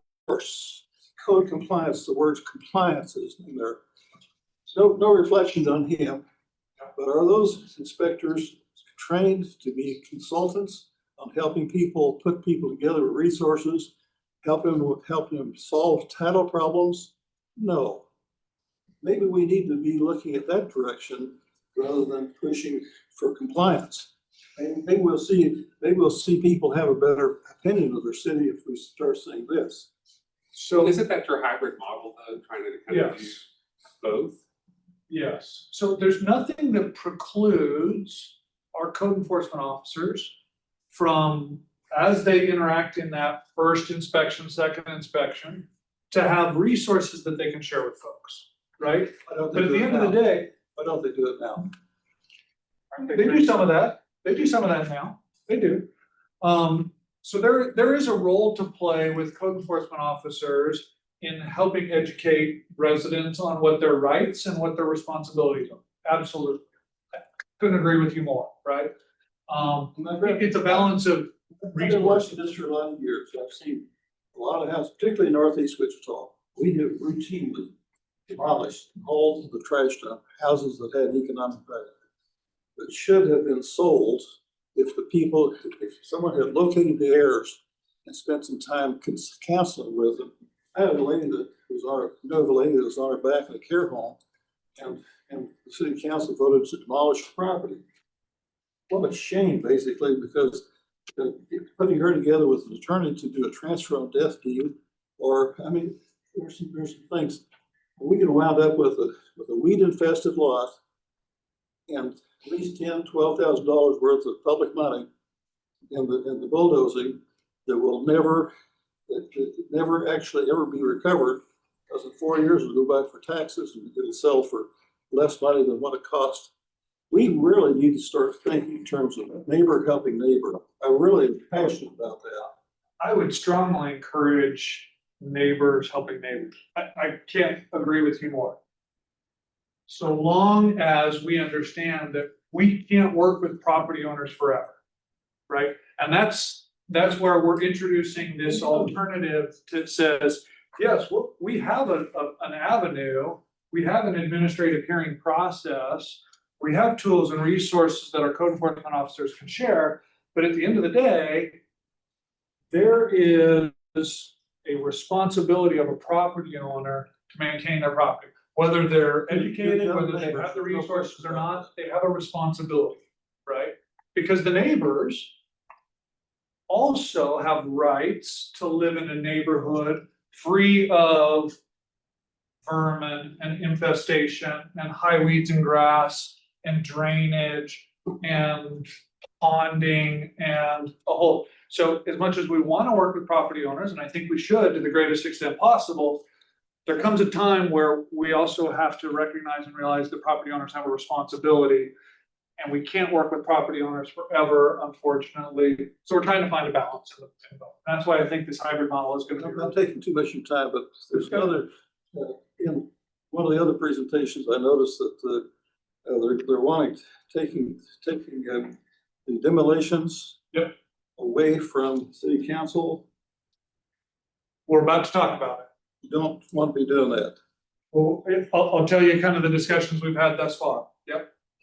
Just to address John's concern about anonymous complaints.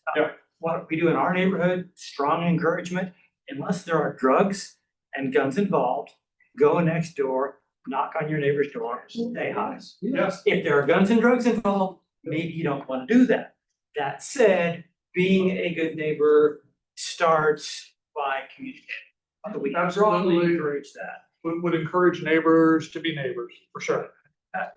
There's a reason why it's called being neighborly. Absolutely. And I'm sure most of our inspectors, if they received an anonymous complaint that was completely frivolous, they would take one look and say, well, the complaint says this, I'm not observing that. And they just say, you can complain all you want to, but if you're making stuff up to be mean to your neighbor, we're not gonna be any part of that. Then the other element, which I've very much appreciated how Kaylin's modified this over time, we'll pick on tall grass and weeds. The first time you get tall grass and weeds in a season, you've got 30 days to say, little bit tall here, we understand it's been raining, but could you please take care of that? You take care of that within 30 days, it's done.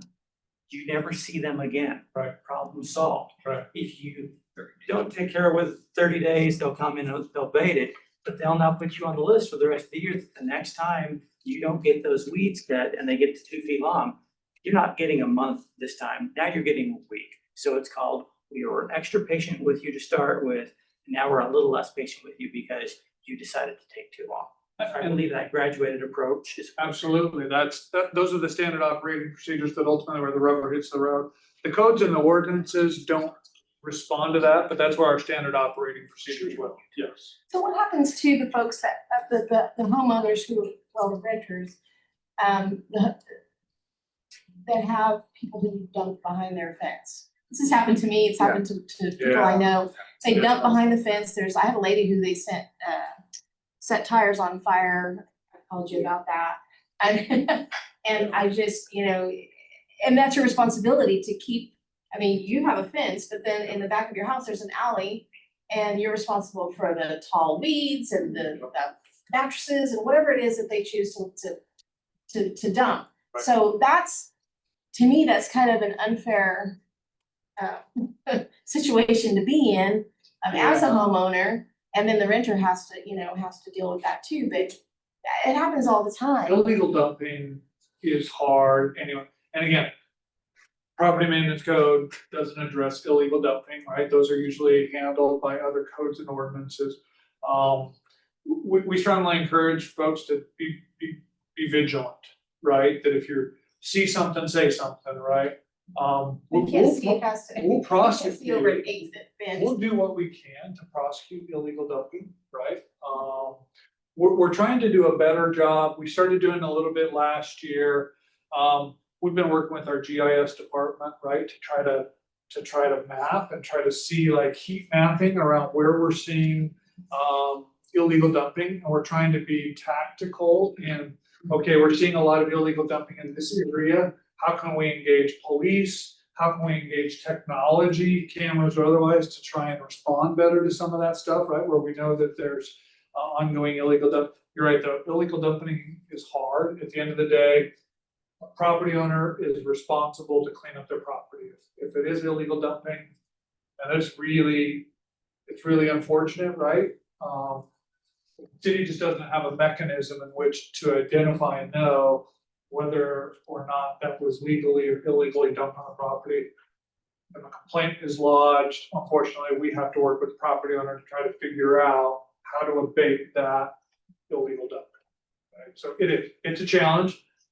We face it today. We're trying to be more strategic and more tactic in how and where we can try to discourage, and we will. We've had illegal dumping cases where we have identified the individual who has dumped illegally, and we've gone after them.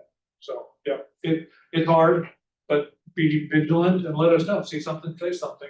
Let us know if you're seeing it in around your neighborhood, and we'll go prosecute it to the greatest degree we can. Yeah, Bill, I know a couple in South Central that have a great presentation on the work they've done they're right off Broadway, and they've done a lot of work to make sure that they stop illegal dumping their alley as well. I can talk to you after the meeting and connect you with them. Okay, let's talk about demolition real fast. So yes, you're right. We posed the question to city council. The way that the property maintenance code is drafted and written, right? The code official has the authority through the process of identifying, and if a violation is not abated, they have, the way the property maintenance code is written, the code official can placard a building, deem it under the property maintenance unsafe, and can order the building demo, right? They can demo that building.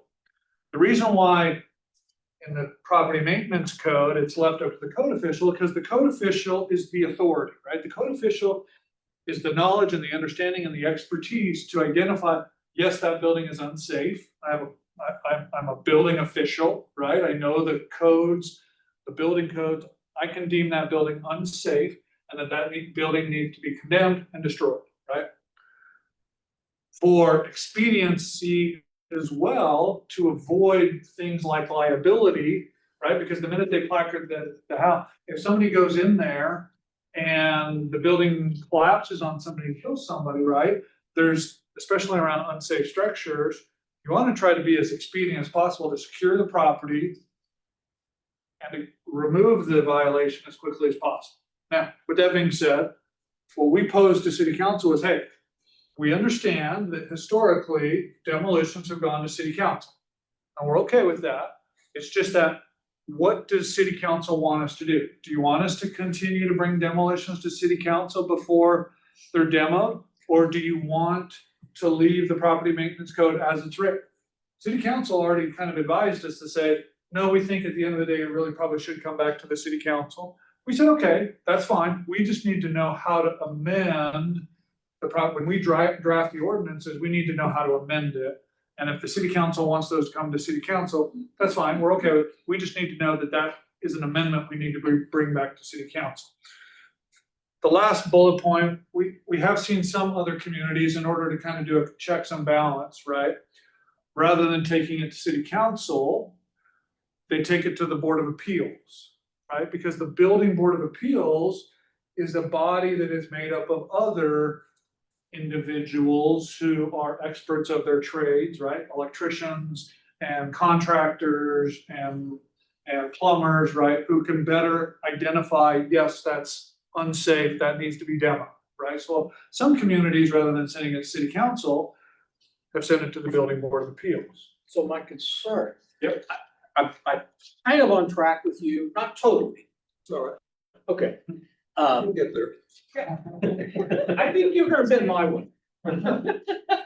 My concern of not taking it back to the city council is to ensure that there's a complete, or as complete as possible, analysis or overview of what steps have been taken, what the property owner has or has not responded to before the bulldozer shows up. Because once that pedal hits the metal, that's it. It's over. This guy's hauling it out to Brooks or wherever it goes now. So we've got to have some checks and balances in here, but I don't want it to take years. You know, the response I had earlier, I've been off like a duck on a June bug on this big property issue for 8 to 10 years. And I understand why we can't do anything, but it stinks. Yep. I mean, not literally.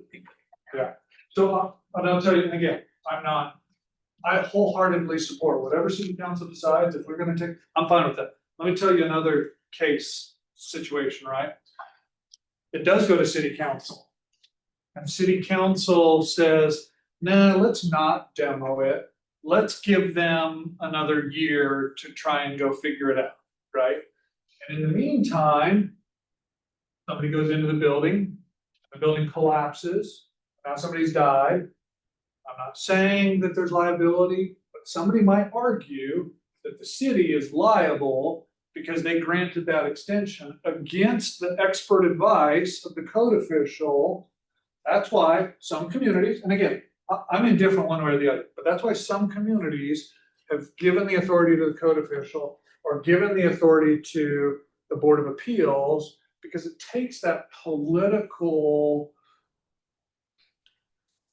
angst and anxiety out of the, right? And it purely becomes a technical process and less political. So, but we support the recommendation, the council wants it to We've bring seen it back. really terrible things happen, like we've seen people, you know, domestic violence, we've seen people get raped, you know, all kinds of warming fires, like we've really seen a lot of bad stuff happen too, so I feel like it's a really fine line between, are they actually in probate trying to work towards, like the Midtown duplex, I mean, it took a while to get everybody on the same page, but it did take a long time, but the neighborhood has done a good job of going up on their own and cleaning up and trying to do things along the way, so I think saying it and actually doing stuff to try to move the needle, is helpful too.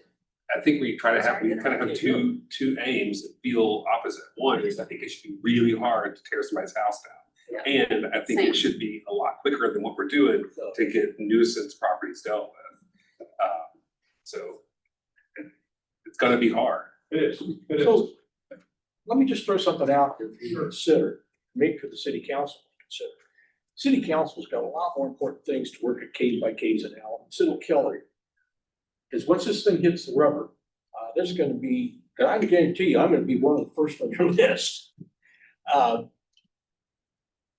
don't know what the role would be, and I certainly don't want to grow any more government positions. Yeah. But some kind of an independent or omnibus review that would work with that code enforcement official to do a check, say, okay, we've done all this stuff. Yep. You're right, that's the thing to do. Yep. An overview, so that this isn't just, and I've worked with 3 of the people out of that department, and they were great, no problems. But it's a lot of responsibility put on one person to go, bang, you just lost your house. Yeah. I think to John's point, I mean, just like what you have as the last bullet there, it's an appeal, where Bill, what you're describing, that's an arbiter. And there's a difference there. I wanna try to dispel. The problem with the appeals process is lower income, less educated Right, and individuals. that's where you would work a little better, because you have an arbiter that at least, I mean, you're talking about a code official, that then your appeal is to other code officials, and I hear what you're saying, that they have that expertise, but they also don't necessarily have that outside, I'm a neutral party look. So, yeah, we're working through policies and procedures, right? I can tell you other communities, right? Just because I've lived it myself, right? It's the court, right? You go and you get a court order, right? You gotta go convince a judge with all of your evidence and all of your process, that you followed your process to a T, you notified anybody and everybody you could. You, down to the day, here with the photo, here the inspections, right? You have to go convince a judge to give you that court order to go abate that nuisance, that violation, right? But again, we do some of that already today, right? But at Taxon, we're also going through city council. Again, we support that decision. We're not trying to advocate one way or the other. We just needed to present it to city council to make sure that everybody was on the same page, so we knew how to amend and draft the ordinance. The property over on Park Place, you were involved in that.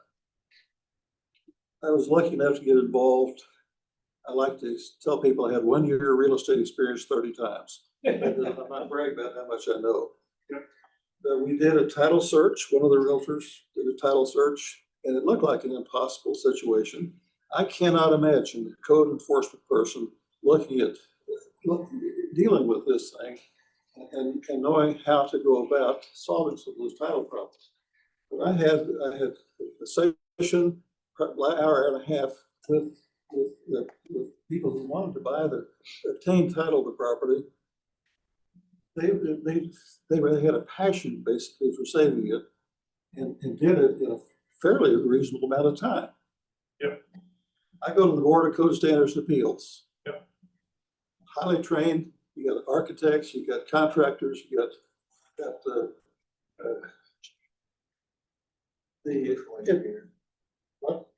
structural engineer, right. I have no life. I've gone to this for several years, basically. So a demolition thing comes in. How many of those 10 people sitting there have even driven by the property? None. That's an administrative process. Is that due process of law? I don't think so. At least if you got the city council looking at it, people have an opportunity to come in. So putting people, the whole process that's missing is the consultative part of it. And I think housing department should be a big part of it. 39 different Housing programs. department only gets involved where there are housing choice vouchers or other, housing does not get involved in just all housing. Yeah. Anyway, so house over on Jackson Street. It was going to be just real close over here, 2000 block. It was going to be bulldozed. It went, and the inspector said has a cracked and moving foundation. All right. Yep. It also had back taxes. It went through a tax sale, and I had to work really hard to get code enforcement to pull off the bulldozers. And guess what that property that was supposedly worthless sold for? $35,000 at a tax sale. And you should see the property now.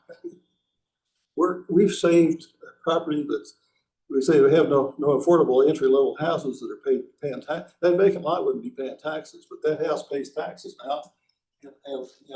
And you should see what's happening to the neighborhood properties around it. You see this going up. This is uplift, basically. We need to be looking at some of that. Now, I'm going to be quiet, but There's always exceptions to the rule, right? There's always really good stories to tell around how a building was salvaged and how it improved a community, right? But for every one of those stories, I can tell you there's a story where it didn't. At least that many. And all of a sudden now it depreciated property values in a neighborhood. So there's always really good stuff on either side. Drive through, you've been in the car, we've driven through Northeast Wichita, talk to me about all the vacant lots over there. How did they get vacant? They were torn down, basically, my friend. This is not the solution, so. Where are you They talking got about? torn down. Northeast Wichita. Okay, that's a big place. Hold on. John, but hold on. They got torn down. Why'd they get torn down? Because they weren't being maintained.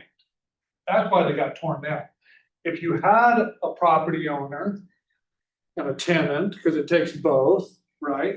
If they were being maintained, we would have never gotten involved. But if they're not being maintained, which is the premise of all of this, right? If you're not gonna maintain your property, you have property owner rights, but you also have a responsibility. All I was gonna say was, Yes. get involved with Habitat for Humanity. They're doing a lot of that. Now, I work there, I volunteer, and they have done a lot in Northeast Wichita to build new homes on places that were no problem.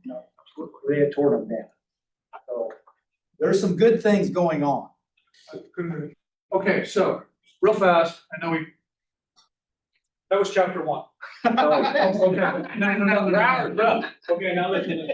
The rest of this actually goes pretty fast, right?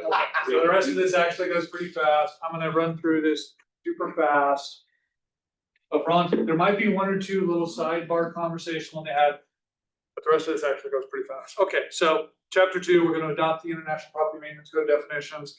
We're gonna bring over some definitions from our existing municipal code, but for all intents and purposes, we're gonna try to stay with the standard. Yeah, quickly on that. Chapter 3.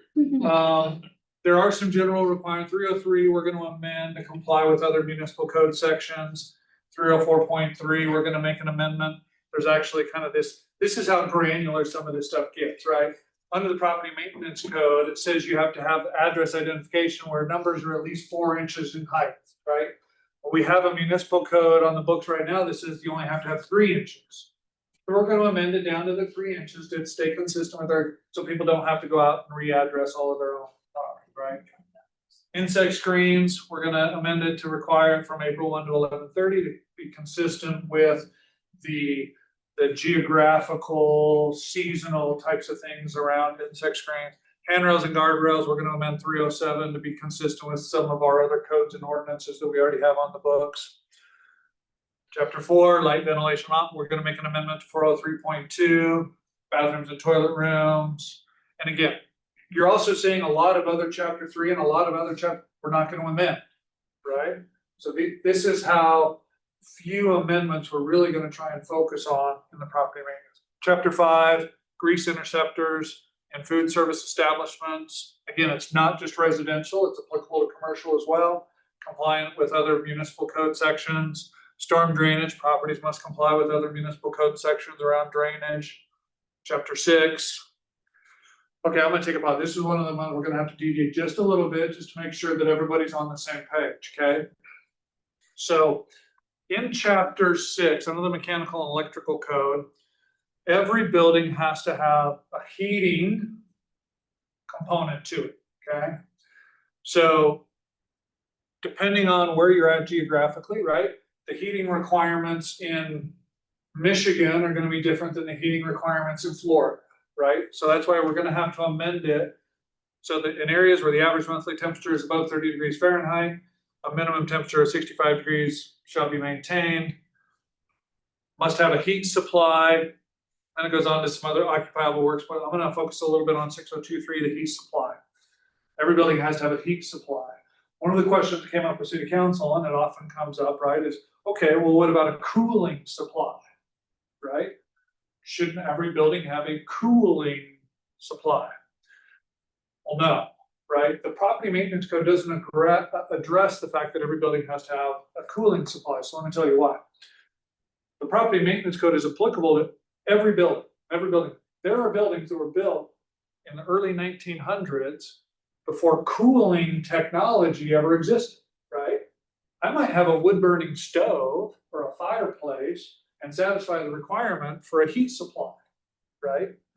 But where a building was built in an era that didn't have cooling, I can't force that property owner to add cooling equipment to their building. Right, so there's this element and component of, we can only go so far as requiring that that building be brought up to code and maintained basically to the codes and standards that were in effect at the time that it was built, generally speaking. Does that make sense? I just wanted to highlight that some people are, well, what about cooling, right? And hot summers, don't they have to have an air conditioning equipment? No. Now, next question is, but if a building has cooling equipment, let's say a building was built in 2010, and when that building was permitted, it was built with both heating and cooling equipment. What the property maintenance code says is that equipment must be maintained in good working order. So if all of a sudden that cooling equipment goes out, property maintenance code says you must maintain that, you must fix that, you must repair that, right? Same with heating equipment, et cetera. So depending on when that building was built and what it was permitted under and constructed under, and the equipment that was installed at the time that it was permitted to be occupied, that level of equipment standard must be maintained. Good? Okay, yes. Stupid question on 602. Christmas vacation comes by, family wants to leave, go to another state, spend some time with grandma. They turn down the thermostat to 55 degrees while they're not present in the building for 1 week. Could they be violating that statute? An area where the average monthly temperature is above 30, a minimum temperature shall be maintained. That's the exception, right? You must maintain. 55 I don't remember degrees. exactly what the amendment is. What this says is you must have heating facilities. The exception is in areas where the average monthly temperature is above. So in the summer, you don't necessarily have to maintain a minimum temperature of 65 degrees. Just the other sections that are. Yes, in colder weather where the average monthly temperature is below 30 degrees Fahrenheit. I don't remember exactly how it reads, but you have to be able to maintain it above a certain temperature. So that would work. So that's just Habitable the exception. to that Inhabited area. areas, Habitable areas. inhabited areas. But as is the case, you know, if we go on vacation in the winter, I'm dropping that thermostat down, but Yeah, well, who's gonna break in your house and figure that out? Yeah. I mean, there's a little bit of. Yeah, it, for the purposes of, You have to keep. a lot of it's landlord. And types of And if you're the property, some of that, a lot of that's a big difference between tenant and owner. If you're the owner occupied, then you don't As wanna long turn your as heat the on at all. occupant has There's the nothing- opportunity to go as high as If you're a 65 if they tenant, want to. that is to say, if you're a tenant, you gotta make sure when you turn that up, that it comes on. The amendment we're making is to the exception, not to the rest of the heating facility requirement. I should have, that might be a slide, I'll add in the exact language, because folks have brought that up too. In other conversation, okay. That was chapter 6, that was my last one. Chapter 7, the fire code. We're not gonna make any changes, it basically reads verbatim as it does in the fire code. Okay, so next steps, talked about going to the DABs. June, July, we're actually gonna have to carry this out into maybe August, just with schedules, and I can't be in 2 places at the same time. Actually, it's gonna carry us over into September. We're gonna return to council probably late September, right, with the code amendments, with the goal and intention of going live January 1, 2026. That's our trajectory right now. Again, assuming all significant changes can be made within the timeline. Additionally, we're in the process right now of pushing drafting, redrafting, revising it, the standard operating procedures, right? So our goal is to have those drafted, finalized, and trained on by December 31st. Super aggressive, but we're gonna try, right? And then last, talked about this already a little bit, right? These are the performance measures around complaints, cases, and courts. Okay, and this is my last slide. There's been some question here, but we put this up there because there's been a lot of conversation in and around these types of other policy considerations, right? Things like income discrimination, things like rental registry, rental license requirements, or landlord watch lists, or certified preferred landlord lists, or requiring a local property manager, or extra penalties for repeat offenders. Those are all conversations that are being had around the periphery, and if the city council ultimately wants to adopt ordinances to address that stuff, that's their decision, but none of that is identified in the property maintenance code. Those are conversations that are external to the property maintenance code. What we're focused on here today is just the property maintenance code. Those are some other policy considerations that are floating around. It's not all inclusive either. It was just a sampling. We wanted to show folks that we hear you. Not that we're ignoring you, it's just not a property maintenance code discussion. And with that being said, I'm done. Hour and 15 minutes, that wasn't too bad. Any other final questions? Yeah. Yeah, I do have one quick question. Hopefully this is really easy. With the policy the way it is now, if there's a question about if there is a code enforcement complaint to be made, what is the best way for people to do that? Contact our code enforcement division. Do you got a phone number? 660-9220.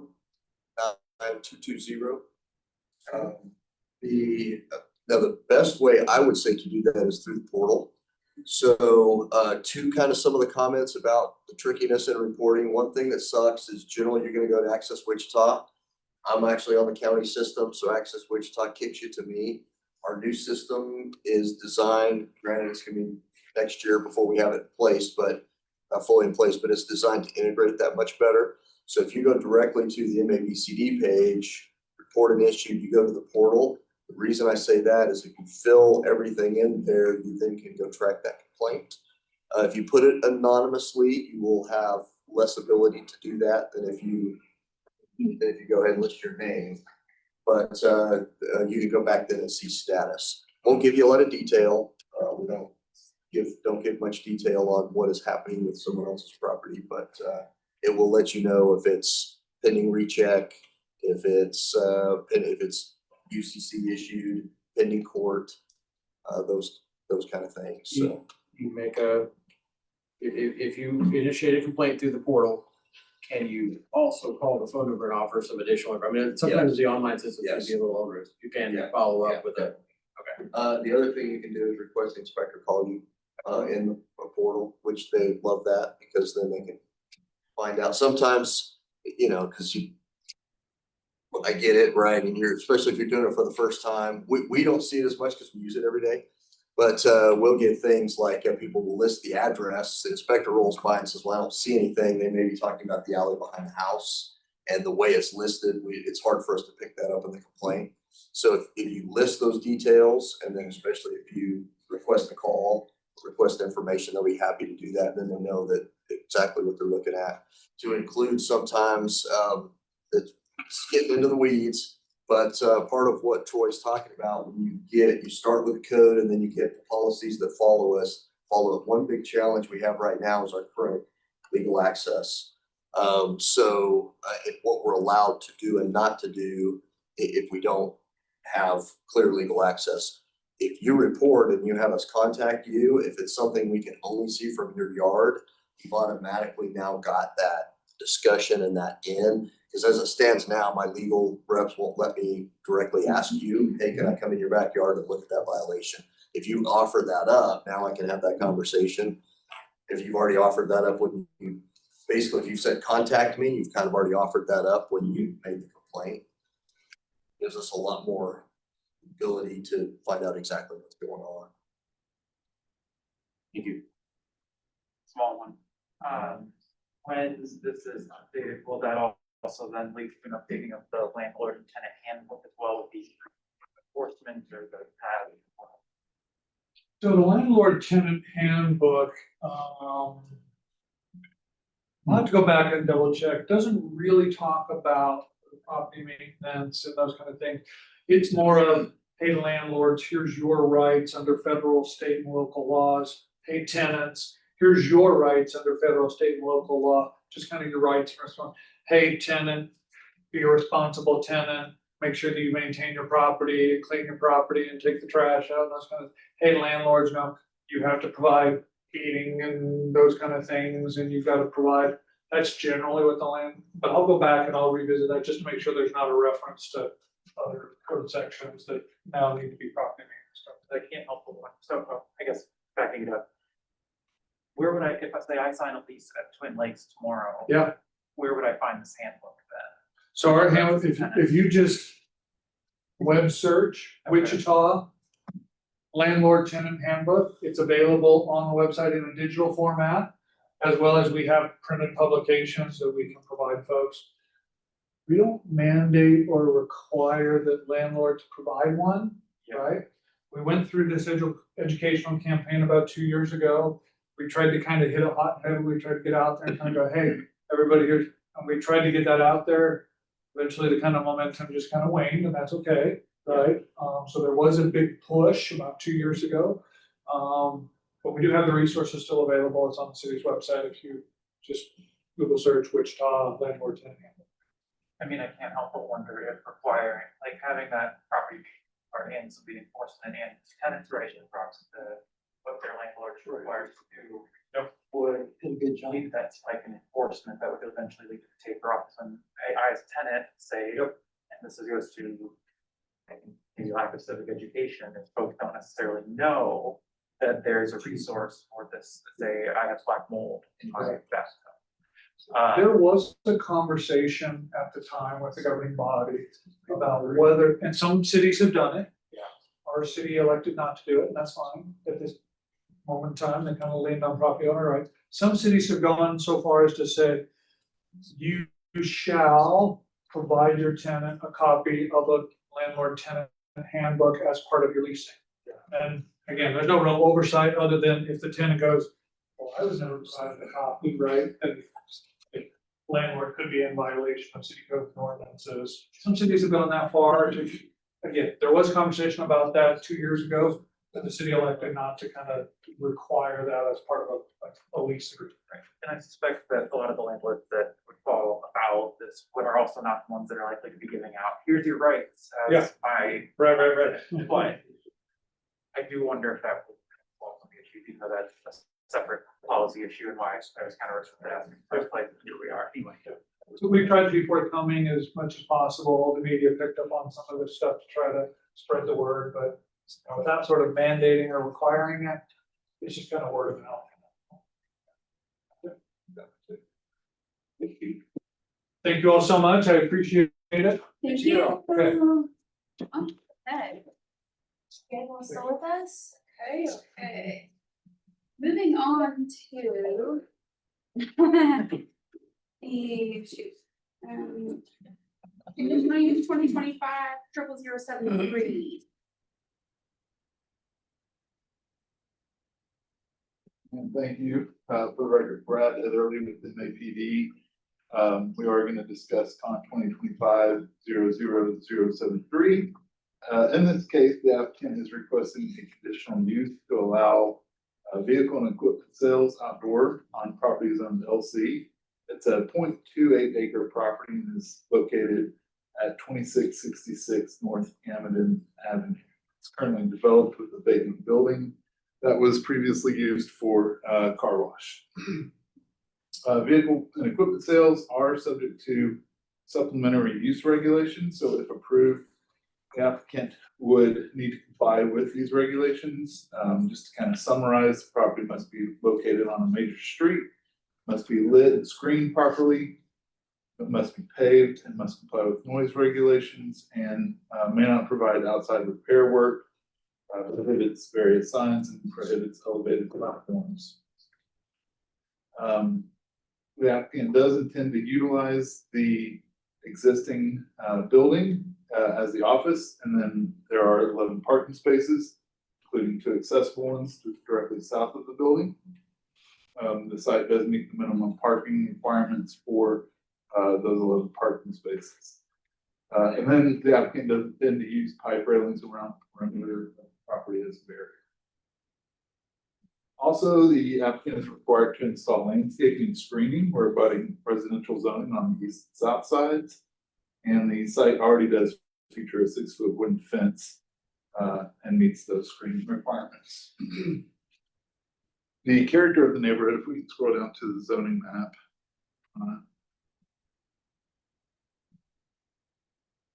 One more, I The character of the neighborhood is mostly single-family residential. Properties to the north are zoned LC and developed with a gas station and a small strip mall. Properties to the south, east, and west are zoned SF5 and are developed with single-family dwellings. The subject site was platted in 1988 as part of the Lamar addition. Variance was granted, which is the same as a conditional use now for a car wash. And in 2003, there was conditional use for a wireless communication tower, but the request was withdrawn. The site does have access to North Hampton Avenue. Got all the municipal services, and transit provides regular bus service 1 block south of the subject site. The requested conditional use is in partial conformance to the community living plan. The future growth map, if we can scroll down to that, identifies the area to be appropriate for commercial use. You can see there the little pink square. And the applicant is requesting commercial use on the LC zone property.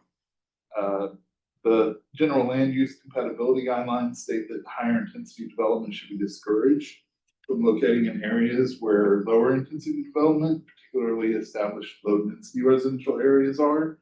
And then also the requested conditional use is not in conformance with the Wichita Places for People Plan. Strategy 6 aims to encourage infill and redevelopment, but that's contextual to the environment that it's occurring in.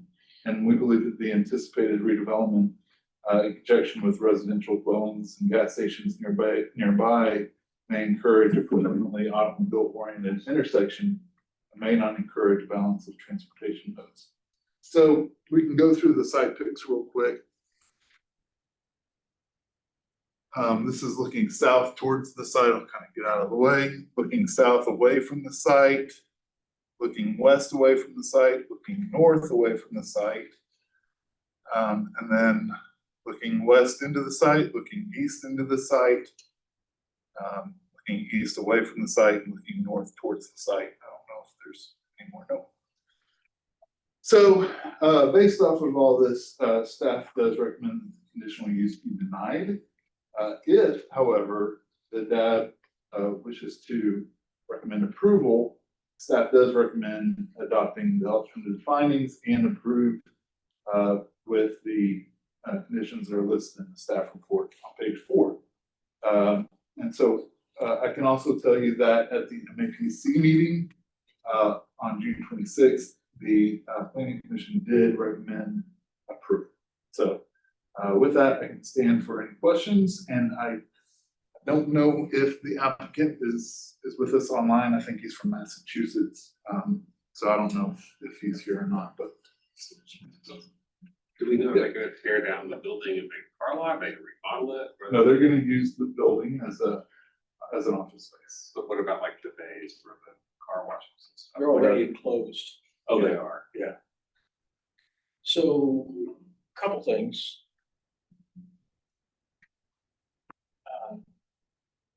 Most importantly, I guess, first of all, I agree with your recommendation.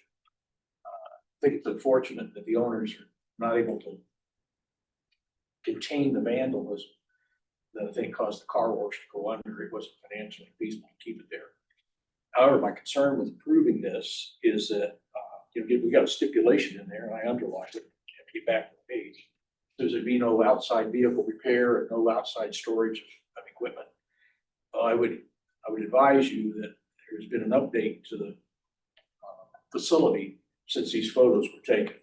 I have one on my phone that I took yesterday afternoon. There's one vehicle out there on jack stands and a whole stack covering the whole backside, the east side of the building, of used tires. So they're already in code violation and not going with what you guys have probably communicated would be condition requirements in the future. Yeah, and I don't know, Yeah, I'm just advising you. The applicant, I think, is literally in Massachusetts. I don't know if they're having that kind of control over their property right now. So that They are may be, responsible. I believe me, I just heard. But regardless, we're not really worried about that right now. I mean, yes, in a sense we are, but we're really concerned about what the application is. And I can't speak to what's being done at the property right now with, storage of tires and stuff like that. I have a tendency to look at history to try to predict what might happen in the future. What What swayed the planning commission? I'm I sorry. know what swayed the planning You commission. know what? I don't think, I think I was on vacation that. So, this is not my case. This is, I'm presenting for another planner. She's out under that, so. This, my question would be, at least our little sheet here says vehicle repair general, unless I'm reading this wrong, is an acceptable permitted use. I think it has to be done indoors though. Okay, so there's caveat in there. But that this And that's sale, already been sealed off. Are there doors or are there, because one of the pictures looks like a garage doors. Yeah, I don't know entirely about the property. Yeah, that could be changed. But see, Well, then I would worry about, where's that waste contaminant? where do you look? Where's the waste contaminant going? Cause those are drains. Yeah. You've already In got car a wash. you've got a self-contained, Well, there's sumps. yeah, but it goes right there. It's not, it's not to change oil, so.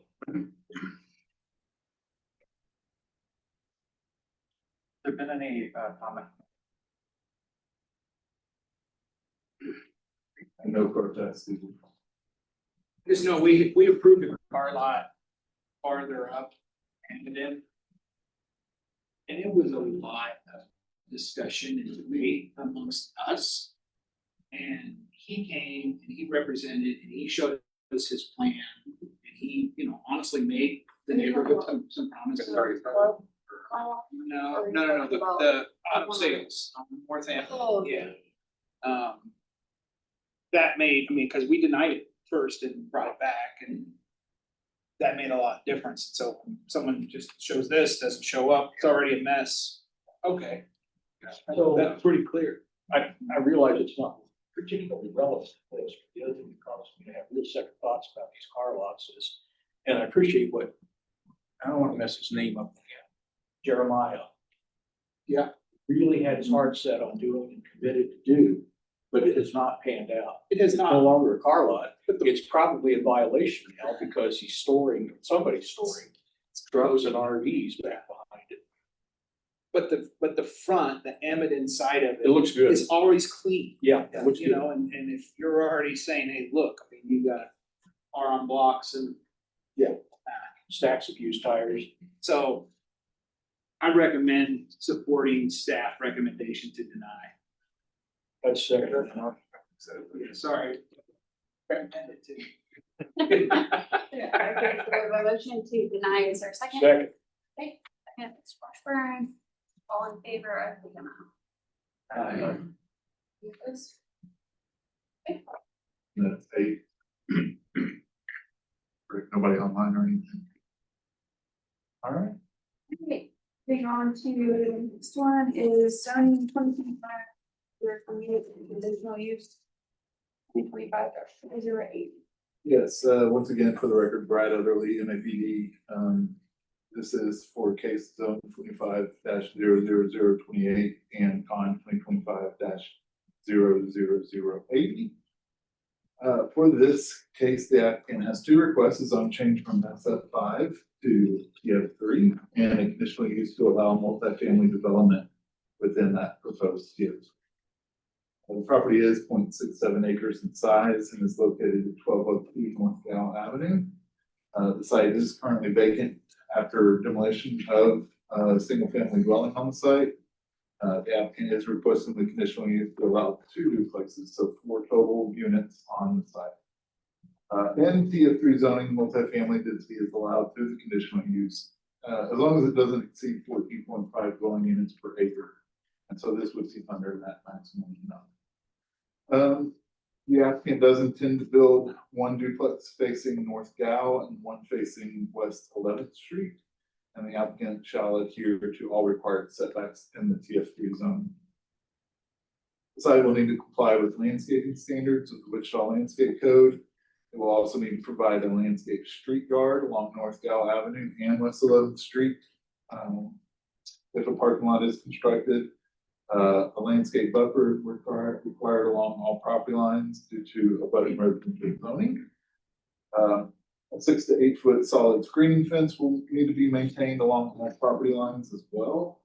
And if we can, Anna, go down to the zoning map.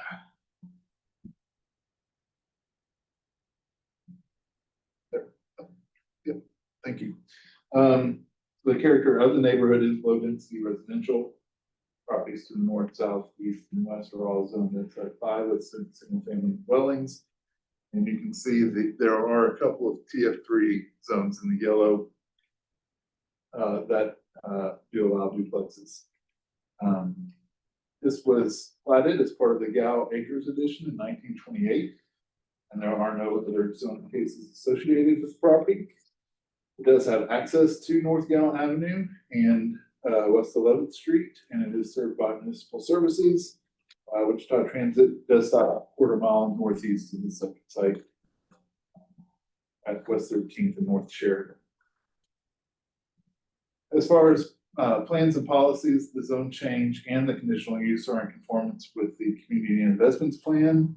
The 2035 future growth map, if we can scroll down to that, shows it as appropriate for residential.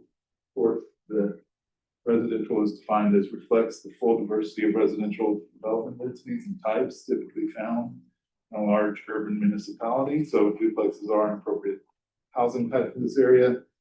As far as locational guidelines go, one of them states to encourage infill development that maximizes public investment in existing and planned infrastructure and services.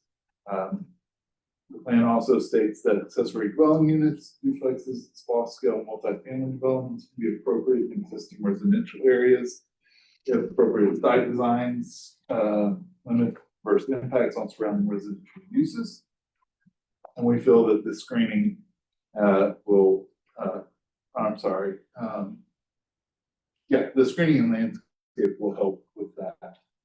The requested zone change and conditional use are also in conformance with the Wichita Places for People plan, with strategy 5 saying to provide a density of housing options to attract new residents, allow existing residents to remain in the DCA, and strategy 6 saying to encourage infill and redevelopment that is contextual to the environment and to if we can go to the site pics. I'll get out of the way. Here's the site plan with one facing Gal and one facing 11th. And pictures looking north towards the site, looking east towards the site, looking south away and looking west away. And I think that's it. So staff does recommend approval of the zone change and the conditional use with the conditions listed in the staff report, and I can stand for any questions.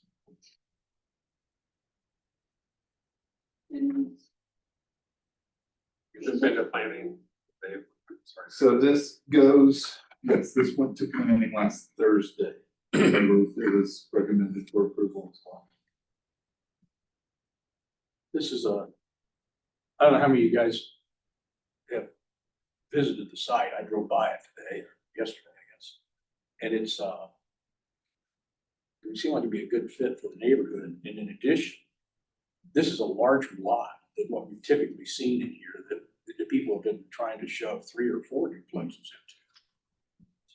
Well, I mean, I wasn't gonna say anything, that's pretty straightforward to me, but I also say this, if we're worried about the duplexes at all, this is really one of the more dense kind of neighborhoods that we have. I mean, it's a big, big neighborhood too, but there's tons of great, multifamily housing all kind of throughout it there too. So I find it to be quite straightforward. If it's restricted to gable or hip roof. I was gonna say, I didn't want to bring it up. This is just down the road for me. similar neighborhood, and I'm on a third of an acre on a corner, and it's extremely generous. We've put much smaller properties onto much less land. I would raise the flag, Bill, that you raised before this meeting started, the lack of green space in this particular part of the neighborhood. You have to cross McLean at 9th, or you have to cross 13th where there's no light, or you're crossing Summit West to get to Orchard Park. This stretch in particular is lacking in the recreational areas that benefit to a neighborhood that is trying to encourage infill, affordable housing, the young family may be looking for. So I think it's great, but I did want to raise that flag as well. So I guess I'll make a motion to approve that recommendation. And with the water. The overlay. The protective overlay requiring a timber cable. Thank you. Yes. The second on that motion? All in favor? Opposed? I'll build your roof next time. Anna, do you have any, updates? My coffee is in 2 weeks. Yes, on the 26th. Here at Evergreen at 9 o'clock. Feel free to come, I don't know, make something delicious. Any other updates or? Not at the moment, not from the NRC. We do have this new comms update, so you guys should have gotten it in your agendas. It just gives you a brief update as to what's going on in the city. We currently have parking, paid parking begins downtown, and then the city of Wichita ID. So you should have gotten that in your agendas, and you're gonna be getting these on a monthly basis now. CRB is putting together a presentation as a district appointed CRB representatives as being tasked to go to the DABs and neighborhood associations to present on what the CRB is and what it does, what it can't do. And so that presentation is being finalized, and I will be reaching out to you to present possibly next month, and then I will be making myself available for neighborhood associations. Love it. Amy, I have a curiosity question. You have more questions? My curiosity question is about what are the regulations or what allows or doesn't allow businesses to work basically out of a home? The one I'm thinking of in particular, if you're familiar, there's like an auto repair shop at like 30th or 31st and Arkansas on the northwest. Yeah. What allows that? That's a total mess. Great question. I'll chat with you and follow up with you. Is there a motion to adjourn? And I'll follow up with you when we get it. We adjourn. Okay, is there a second? Second. All right, all in favor? That's all good question. I contacted the guy.